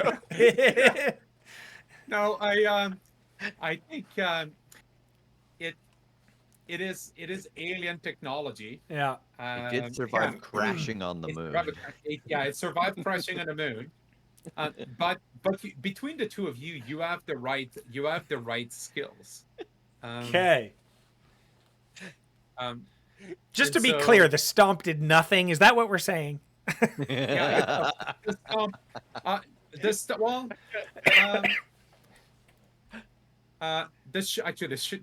It will do something. I think you're kicking it. I try. it- I just see how heavy it is, kind of, just testing It's it. gonna react. It Oh, no. starts humming. It's like it's vibrating. You can see. I think the way you see this is like the moon dust is kind of lifting around it, and you can't hear anything because you're in space and you got a helmet on. But I think in the movie version, you hear a humming sound that's increasing, and all you're seeing is you kind of see space dust floating up, and then we see this shock wave going, and hitting God. the 2 of you. So this is an epic shock wave. God. As Taz took the brute force and triggered the countermeasures on this probe. Oh shit. That roll has So- so many bonuses. He gets a +7. God. Oh my lord. So this is the dice plus this is alien technology, so it's got a lower of 5, and then that stunt has got a +2 to it. So yeah, it is basically a shockwave that blasts in all direction. So you're gonna have to deal with this with physique, really. There's no dodging the shockwave. That's probably So fair. you can roll physique to see how much of this you can soak up. And I do want to bring up too, because this God. may become important immediately. Think about what shockwaves do on the moon. Uh, Yeah. Yeah. Low gravity, yeah. high Yeah. force. Goodbye. Yeah. Well, hopefully, I just skip like a rock as opposed to go It's- up. But well, It's nice, but it's nice to have friends like this. So, all right. So I think as you're projected backward, um, you both roll a -1. So that's 8 stress right now that you're taking. Is there anything that you can think of invoking that would make sense? Dead on the moon. Moon's So, first so murder. it's not the end of the world. Okay, so you both have 4 physical stress, I believe, right? 4 physical stress. yeah.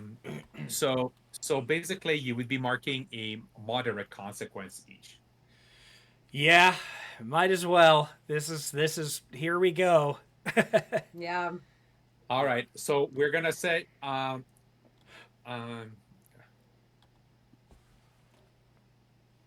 let's call this internal bleeding Yeah, I like it. with a free invoke. Yeah, I think from the concussion force.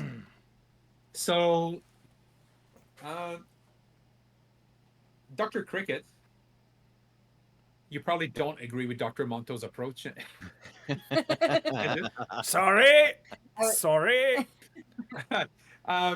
So I think we see you bouncing back and being knocked out of the way.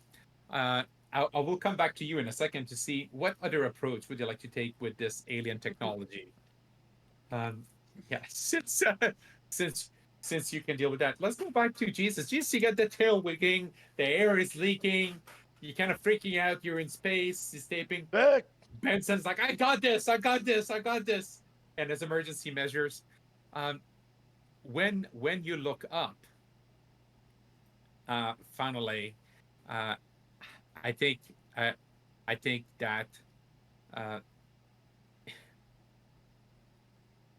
yeah.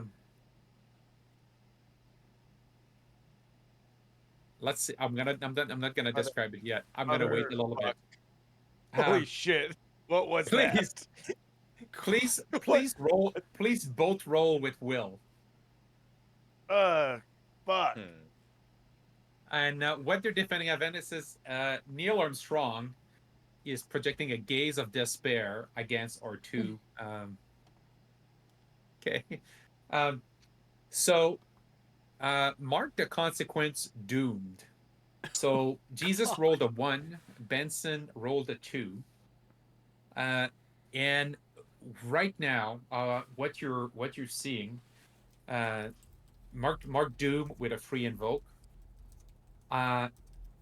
Jesus, what you're seeing happening is you've got a dog in your suit trying to put duct tape, and as he's scrambling at the suit, he's actually ripping the suit open. You feel like you're choking. You're grabbing your throat, and you're turning blue, and you feel like you're dying. Now this is all in your head, but Jesus doesn't know that. Okay, you're being assaulted with a telepathic attack from Neil Armstrong, who is really Tolmat in the flesh of Neil Armstrong.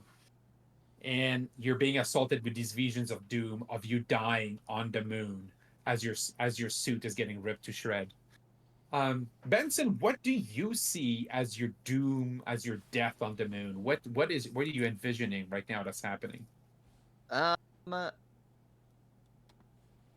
think it's very similar. I think it's just the leak getting worse. All right. And so I think right now with this doom consequence, on your next turn, you're going to have to overcome this. Okay. Consider you're now in a conflict with Neil Armstrong. I'm sorry, where do we mark this down at? And so you're gonna mark on your consequences, mild consequence. You can just click edit on consequence, and you can type it if you want to. You don't Oh, have to okay. type it. I see. I see. All right. I'm gonna put it. I'm gonna put it for you guys on your character sheet. Um, Thank you. on the little card there. Okay. Um, so we're tracking this somewhere. So you'll see it for Jesus, Okay. and then we'll see it for Benson, and then what we have for Dr. Monto is we got internal bleeding, and the same thing over there. All right. So over to you now. You need to shake this out, these visions. Uh, it takes you a moment and you start to realize something's not right because, part of you, Benson, realizes you did apply the tape. So it doesn't make sense that the suit is exploding and all these visions of Yeah. death. So you can, on your turn now, you can try to overcome this. You were just defending against the initial assault, and now you're trying to overcome this thing And with Will again. with will again. Yeah, you're trying to shake this out. 3. All right, so you're shaking this out. Jesus. Yeah. Is there a way I can invoke my corrupted aspect? Despite all my rage, I'm still just a rat in a cage. To resist this? You could totally. Well, I wouldn't resist the initial attack because it was too strong. Okay. Okay, but I would just roll your will, and if you don't roll high enough, then you could totally invoke. I gotcha. Boom. Also 3. All right, and as someone said, so I'm gonna Jesus. I'm gonna invoke the free invoke on your um, on your consequence, doomed, to make it Okay. harder. I'm gonna bump the difficulty to a 4. But as Dragon Knight Pump suggested, you could now invoke a timeline aspect. They could be anyone to Uh-huh. bump yourself to a success, and that's going to Sick. cause a positive ripple. Okay, I see. Would I will do that. All right. So just a bit of playing of the mechanic. So now that's caused a full positive ripple as you're shaping this. Excellent. Thank you, chat, for that. Excellent. Is it just for me to know? Is it possible Yeah. for me to invoke like my 2 sets of memories as well, uh, as Oh, like a way to invoke this, or is that's that gone gone? now. The dual Okay. future is gone. Yeah, you've now shaken that off. Okay. Yeah. Thanks to Dr. Cricket. She helped shake that out. So you're shaking this off and you realize that Neil Armstrong is charging at you right now. It's the end of the turn. Do you want to give him the initiative, or do you want to retain the initiative? Oh fuck no! I'm gonna fight him. Okay. Gonna- All right. This go ahead. What are you gonna fight him with? What did you strap to his uh, spacesuit? Space can I, keys. wait, can I invoke space keys? Can I call them? For it? So we talked about this.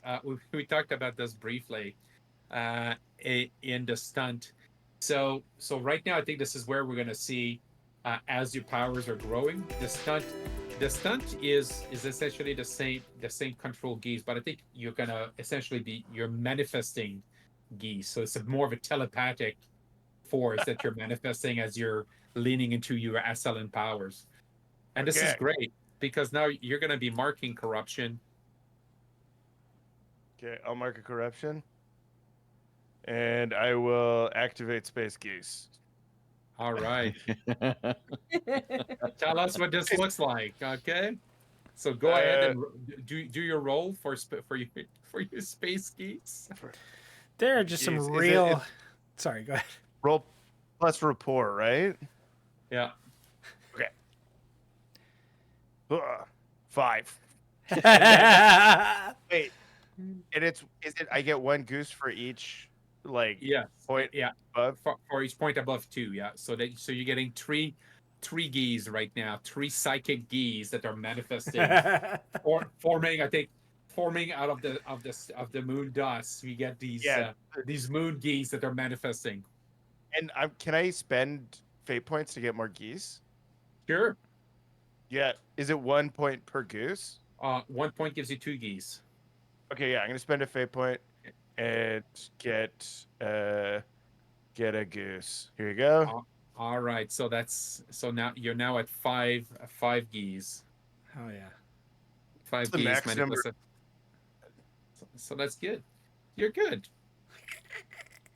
And then before you launch your attack, let's go back to Dr. Cricket and Dr. Monto. So Dr. Cricket, how do you propose to tackle this mystery box?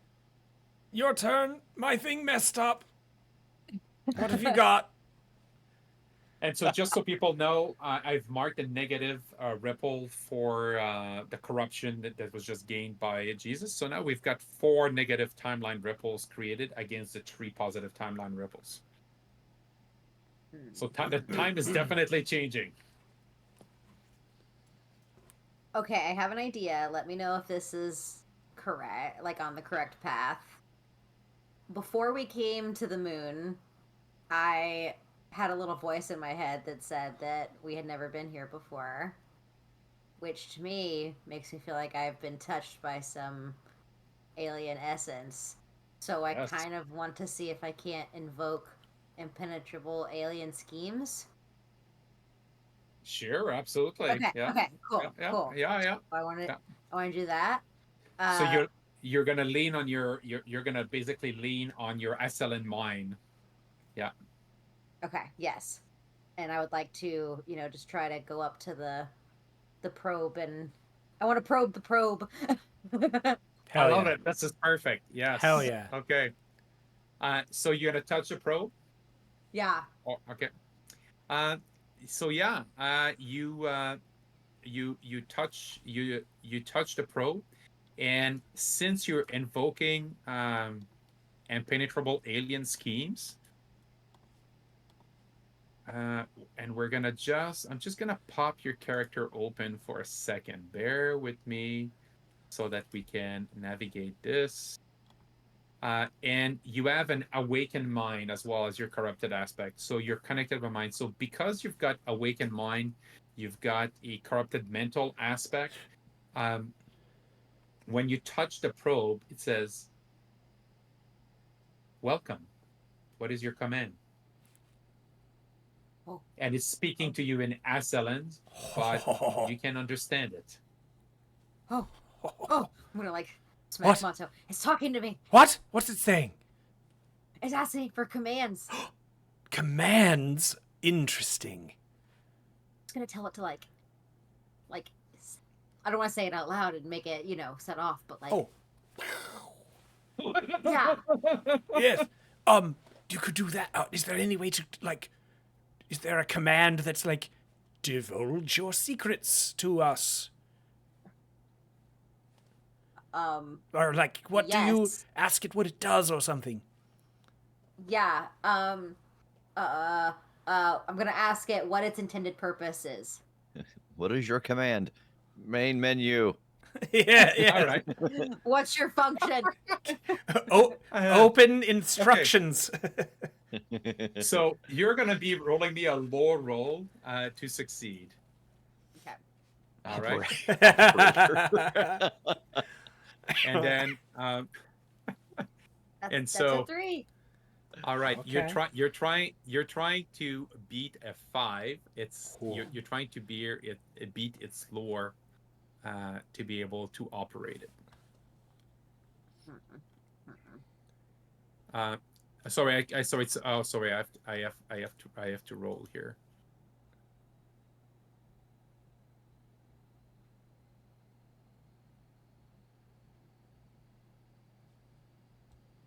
Oh. Devastating. That's all right. That's all right. That's all right. So you're just trying to overcome. So right now I'm gonna I'm gonna say that right now. If you can. I will let you succeed at a great cost, but you'll be marking corruption, Okay. or you can boost what you're doing. So you had mentioned you were gonna invoke impenetrable alien scheme. So if you pay a fate point for that, that's gonna boost you to a 5. So Okay. you could pay a second fate point, and then you could actually turn this into a full success and not have to mark corruption. Yeah, I'll go for that. There's my 2.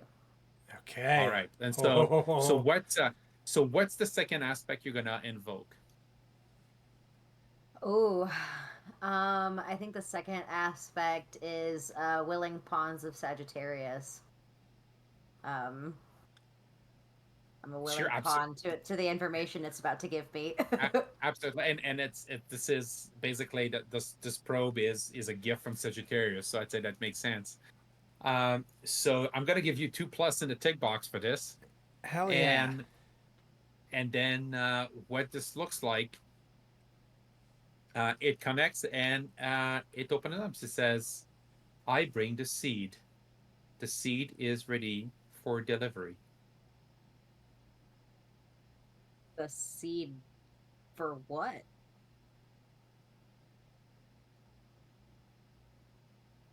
I don't like that. To prepare the planet for you. What? I apologize. I was supposed to arrive before you. I have failed. I have failed in my mission. But the seed is here. Finally, my purpose will be served. What did it say? I know it. It said. Go ahead. I noticed. I noticed you are unwell. Scanning. Stand by. There's a seed and it's scanning me. Tell it to self-destruct. I don't know. It's like in the middle of processing or something. Command it to stop processing. Can I? Okay, I'm gonna yell it to stop. You can see a light starting to scan you, Okay. and it's scanning you. Says internal injuries detected. Initiating healing.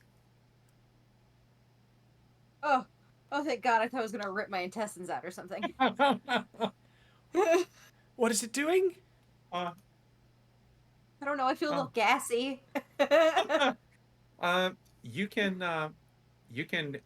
clear your consequence, but you're marking corruption. That's what I thought.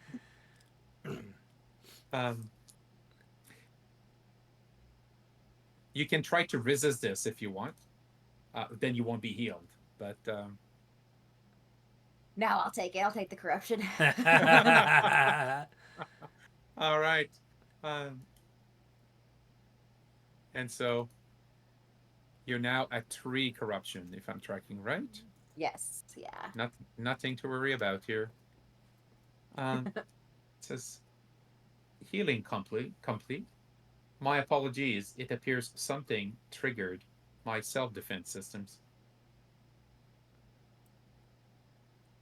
Self-defense systems. What's that? Sorry. I said I was sorry. Oh, that was you. So it acted on its turn, and now second Ascellan presence detected. Scanning, and the scanning is scanning you. I'll stand very still. And yeah, it also says internal injuries detected, healing, and it scans you. And do you want to resist? I think I want to try to resist. All right. So basically, what you're feeling inside you is you can feel that it is reknitting your insides and hitting the bleeding. And I think the difference is that Dr. Cricket just felt better. you're an alien, Mhm. and as you feel things moving inside you, you realize it's changing you. It's Yeah. basically it's mutating your DNA right now. Uh-huh. And so you can either try to resist with physique or to jump out of the way of the ray, which with physique or dexterity, as this thing starts scanning you, um, you basically have to try to fight through it. That's the difficulty of +4. Oh God. There's I have no prayer. But I'm gonna try. Hope I get lucky here. Um. Oh my God. A 4. Yeah. There we go. You're, and so I think as it's trying to heal you, it says,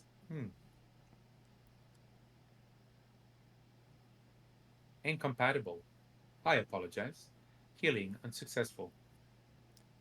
Can I hear it at this point, or is this just in Cricket's mind? Yeah. I think it would have connected with you at this point. Okay. Oh yes, no. I'm trying to keep the human profile and can't be shifted anymore for Understood. safety. I think it talks back to you, Jesse. Do you have? Do you want the seed? No, we don't. But thank you.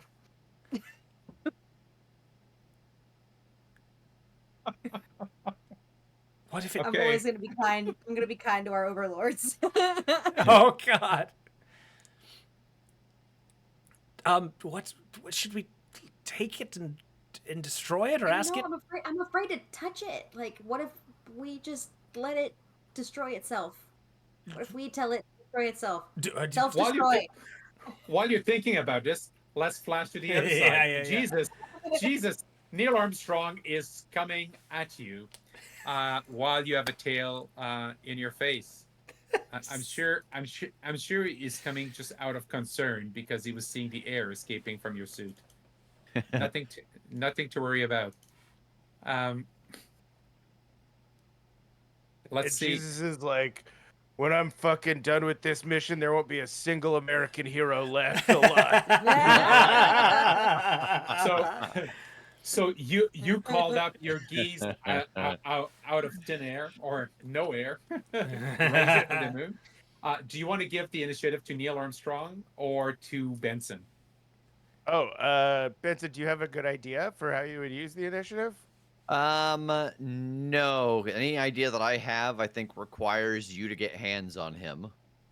Okay, sick. So I take a goose and I punch him in the helmet with it. Like, it's a thing where I do the Yeah. arm cock Oh. thing that fuck, what's that guy's Henry name? Cavill. Does in that one Mission. Yeah. Henry Cavill does the Mission Impossible movie, and then I start punching him with geese. Before you punch, Okay. Before you punch, so let me get this straight. We had Buzz. So he attacked. You dazed out. You've called your geese. So now you need to give it to either Neil or to Benson. Oh, So I you can't can't attack just just yet. You can't attack. attack just yet. Yeah. Fuck. Okay. Do I get anything if I give him initiative? No. So it's basically since Rev can't do anything right now. I think you just let him come and take you. So. Okay. I guess that's what's happening. Nothing to worry about. So he grabs you, and oh yeah,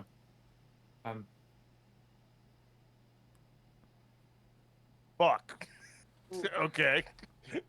he's starting to push his mind into you. So you have to resist with will. Okay. So he's basically trying to download a copy of his consciousness into your mind. My will is very bad. Can I use, despite all my rage, I'm still just a rat in a cage? Well, not yet. You will be able to invoke that. I would let you defend with lore, so basically fight fire with fire, or with will. I'll let you defend with either of those. Well, yeah, will is better than lore, so we'll use will. Me 0. All right. Ooh.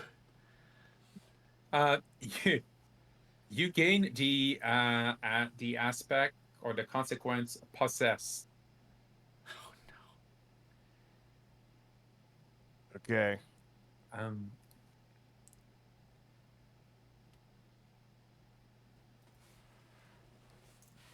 so just mark possessed with a free. So that's going to be a moderate consequence. So he hasn't to be able to fully transfer into you. He has to take you out. Basically, he has to feel all your consequences. So you can feel right now this alien mind raging within you. Benson, I think up to this point, Neil Armstrong does not know you're in that suit. Yeah. And So he has made physical contact. He's holding on. He has to be in contact to do this. So I've got this roll of duct tape in one hand. I'm gonna wiggle around to the front of the suit where the bulk of Neil Armstrong is, and I'm gonna get low, and I'm gonna do my ultrasonic bark and try to blast him into space. All right. I love this. Yeah. All right. Good Go dog. for it. Good dog. Let's see here. Okay, here we go. 5. You know what? I don't think it makes sense for him to defend. What usually they defend with athletics, right? I'm trying to remember. What do they defend with again? They defend with will, I believe, but it Let's would check. be because I'm trying to specifically use the. Oh no, they defend with physique. They defend with physique. Okay, perfect. Yeah. All right. So to see as it hits them. Let's All right, go. wow. He's pretty tough, but this is where I would say if you're gonna invoke shit, now's the time to invoke that stuff and pump it out. So I am gonna spend a point to invoke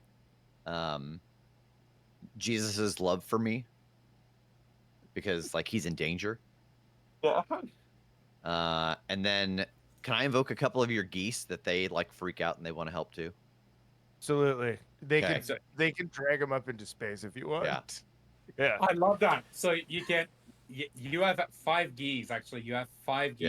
Yeah. You can lean to this. So I mean We'll get that up to a 12 and just get him out of the scene. yeah. Totally. I think this is it. This is the only thing that makes sense. You knock him out and he pushes backward and there's no gravity. There's nothing he can do to fight against this. We see him taking off and flying off over there. Towards Yeah, the sun. and he's flying. Yeah, he's flying off into space as we see these space geese carrying him out and pushing him out. And then Jesus flips him off. It's like, fuck you, Neil Armstrong. That's That's how you take out an alien, apparently. looks like one giant leap for mankind to me. Yeah, Jesus says that. Like, yeah, he's like, say the line right next time, you asshole. And then Jesus looked over and he sees that the camera captured all of this. Oh god! The camera has like pivoted. Yes, totally. The camera is there, and I think the camera. So Like got jostled. I love it. Oh Yeah. god, it's so And- funny. And then you just punch the camera. That's how that video ends. Is you punching the lens of the camera. Oh my god. Yeah, they're totally not gonna believe this. They're gonna say, "What sort of?" Of course it was fake. I mean, like, look at this. The dog barked and it blew a guy off of the moon. There were and then geese. there were geese. Of A course, dog- it was filmed in Burbank. A dog face popped in the helmet, and it was like, yeah, totally unrealistic. Oh, Let's go back. Let's go back to the two of you. Meanwhile, Dr. Monto, Dr. Cricket, um, the probe is awaiting your command. Would you like me to reveal the seed? um, yes. Yeah, reveal it. The seed. So you see, like the classic little sci-fi. There's no seam that you can see on this probe, but all of a sudden we see this blue line appearing, and then it opens up, and inside you see kind of this glass ball, and what looks like a some sort of fungus with tendrils that are slowly moving. Um, and it looks small, but it it connects with you, um, as it's sitting there. Um, and let me see if I can show you what it looks like.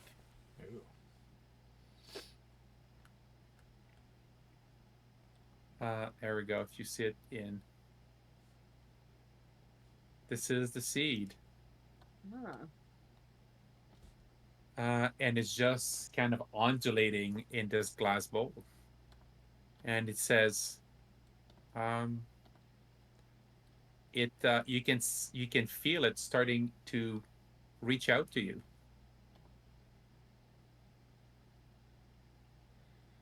Like in a psychic way or in like a physically it's In, like a little... in a psychic way, it's starting to touch your mind. I want to grab it and huck it towards the sun.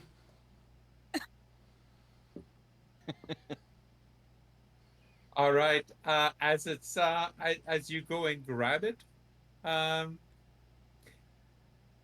how is it gonna defend? Uh, okay. Go for it. Okay. Uh, what should I roll something? Yeah, I'd say throw. Um, you could roll a shoot, or you could roll an athletic. Athletic seems fitting here. Oh, they're both. It's all zeros, so it's fine. Yeah. It's all bad. I mean, you don't really have to roll actually, because there's no failure. I mean, you're throwing it into space. It may not go the exact place you. So I think we see you chucking it into space, and as you chuck it, it lets out a shriek. Oh. Um. So Benson, Jesus, oh, you hear this shriek in your head, and you have this impulse to run toward the direction of the shriek, um, toward the crater where Dr. Monto and Dr. Sky are. We won't make you roll for this, so I think you have this impulse to run there, and so Jesus, you start running. You don't know why you're running. Um, you start running toward there. Go ahead, Jesus. Do I have enough control to get in the lunar lander and start driving towards it? There's Or there's the no lunar rover. rover? There's no rover. Okay. There's no rover with Apollo 11. Yeah, so I think you just book it over there. You're leaping, and by the time you get there, the seed is far into space. So the urge to run and to come and defend it fades away as the seed fades away. You get there, and Dr. Monto and Dr. Cricket are there in front of the space probe. where's Neil? Well, it seems you missed one in Oh. your inspection. He also was one. Oh shit! My voice is coming from Jesus's like thigh because I've just been turned upside down as I'm trying to find space in here. Well, it's not exact. There are levels of corruption that are more difficult to discover. I'm sorry. Are you all right?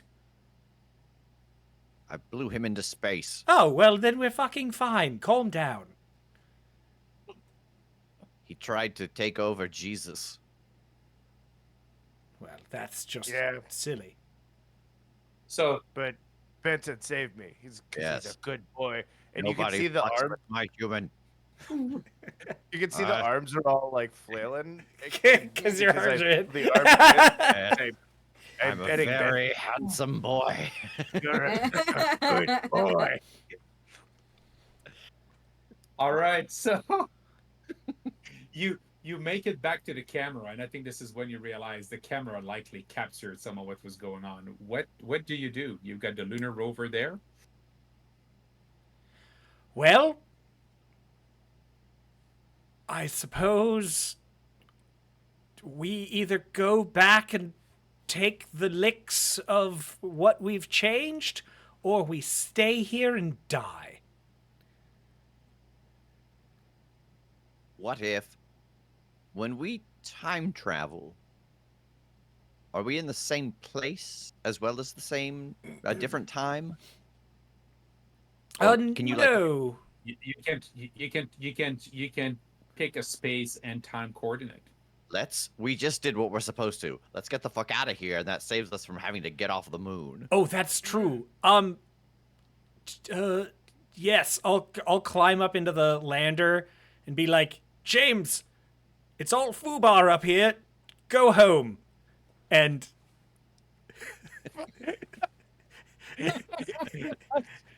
What? Buzz, what are you talking about? Mission Control is freaking out. I know. They just received a transmission from the moon. They say Neil.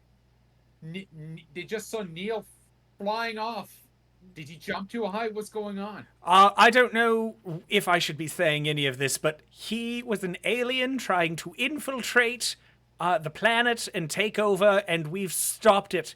But we're not going to make it, so go home and live. And if you see aliens, kill them.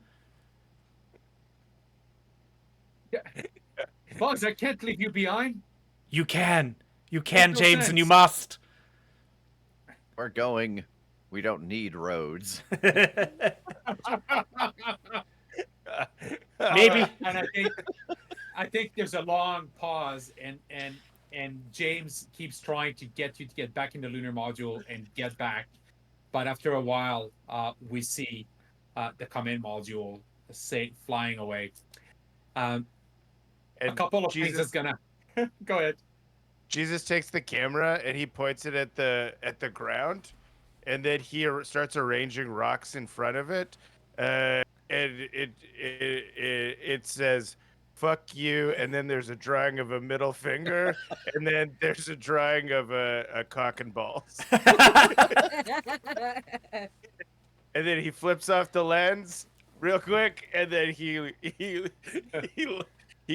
gives it a thumbs up, and then he flips it off again, and then he walks away.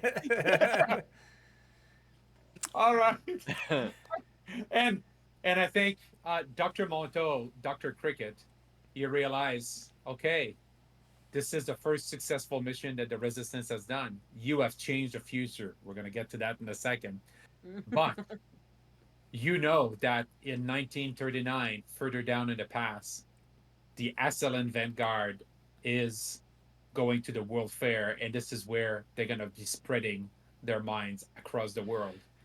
So with this newfound confidence, do you intend to jump back further and try to take them down? We must. Describe to us what this looks like. Who's in the mood for a corn dog? You know me too well, Benson. Let's go to the fair. I imagine us crowding in the lander and shutting it and popping off our stuff so that we can, like, hold on to each other. Cricket, are you ready for one more jump? And it may be the always jump agree. home. I don't always agree with your methods, but I agree with this one. If anyone can All do right. it, we can. Though we are not wearing anything that's going to come with us.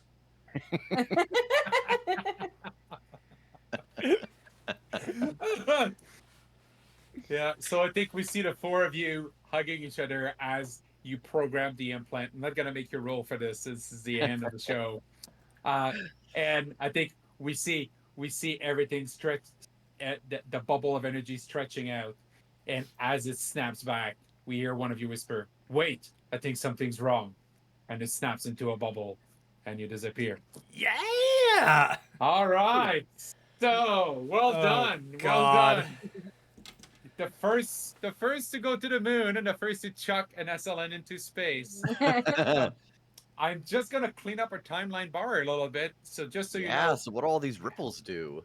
hey, look, first you have chucked an SLN into space. That's a ripple. You have destroyed the seed. That's another ripple. Let's flip this up there. And then have you changed time significantly? Oh, hell yeah. I can tell you that right now, if we were running into continuing a next mission, you would all be rolling against Backlash because you have completely changed the 1960s. You've revealed a whole bunch of stuff. You've changed a whole moon program as they saw astronauts flying off into space. We've killed two, if not accidentally, three astronauts. Yeah, yeah. And you have successfully stopped the Ascellan's plan by defeating them all. So extremely well done. So what does this look like? Uh, you have 4 positive ripples and four negative ripples that add up.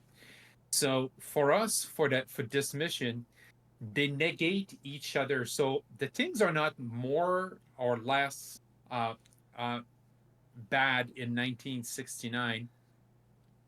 And I'm going to have to take you to mission 2.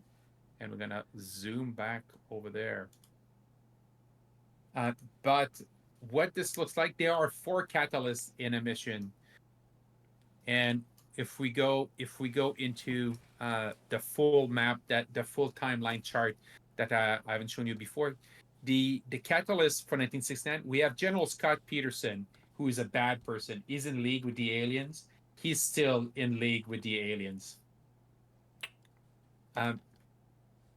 Then we look at the lunar receiving laboratory. That place is fine. It's filled with scientists. Nothing to worry about. But then the alien artifact, I think that has changed. I'm gonna flip this because this is no longer a threat. We're gonna say alien artifact destroyed.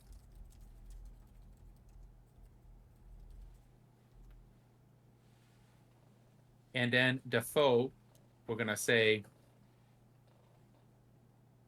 the Ascellans have infiltrated the government. Oh. And because you're not going back there, it's very hard for you to deal with this. So I'm doing basically, I'm flipping the plus and the minus around so that it makes more sense with the story and what you've done. There we go. And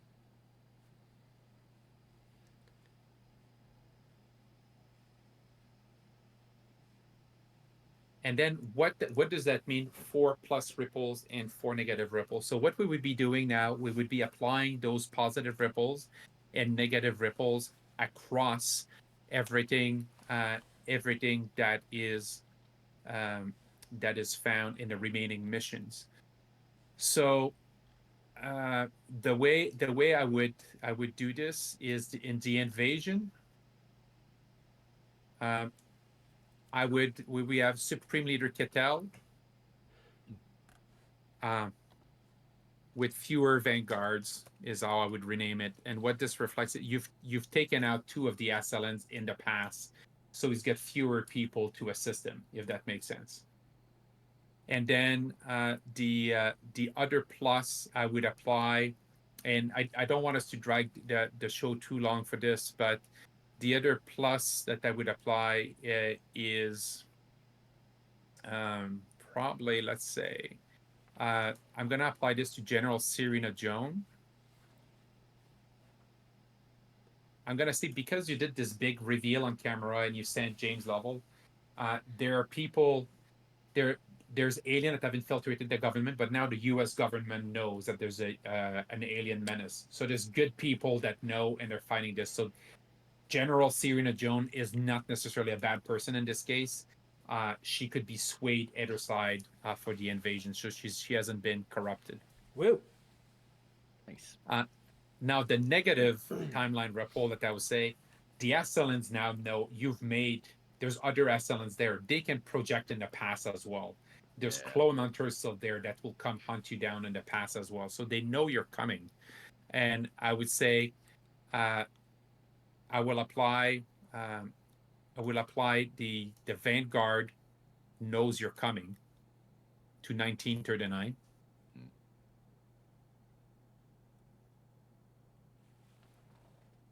And for 1932, what I would do is it says I would probably say they're gonna get to the place. I'm gonna change the place here, and I'm gonna say I'm gonna call this just a corrupt town, and that means that there's a lot of dangers, unknown dangers in that place. And I would be doing the same with the other ripples just to give you a sense of what's happening. That means that US players know that the timeline has changed, but your characters don't know. They're still going by their initial briefs. So there's a bunch of things that would be taking them by surprise. If the players say, hey, we'd rather not know, then I could flip the dice on these various locations and put a question mark so that you don't know what's happening and what's going to be catching you in the past, right? So it's Nice. a bit of what do people prefer? Do they want player knowledge and character knowledge to be closely aligned, or do they want to are they okay with players knowing more than what the characters know? Yeah. And is that something that's specific to this module that you wrote, or is that a Fate of Cthulhu thing? So it is a Fate of Cthulhu thing. They explain in the timeline how it gets modified.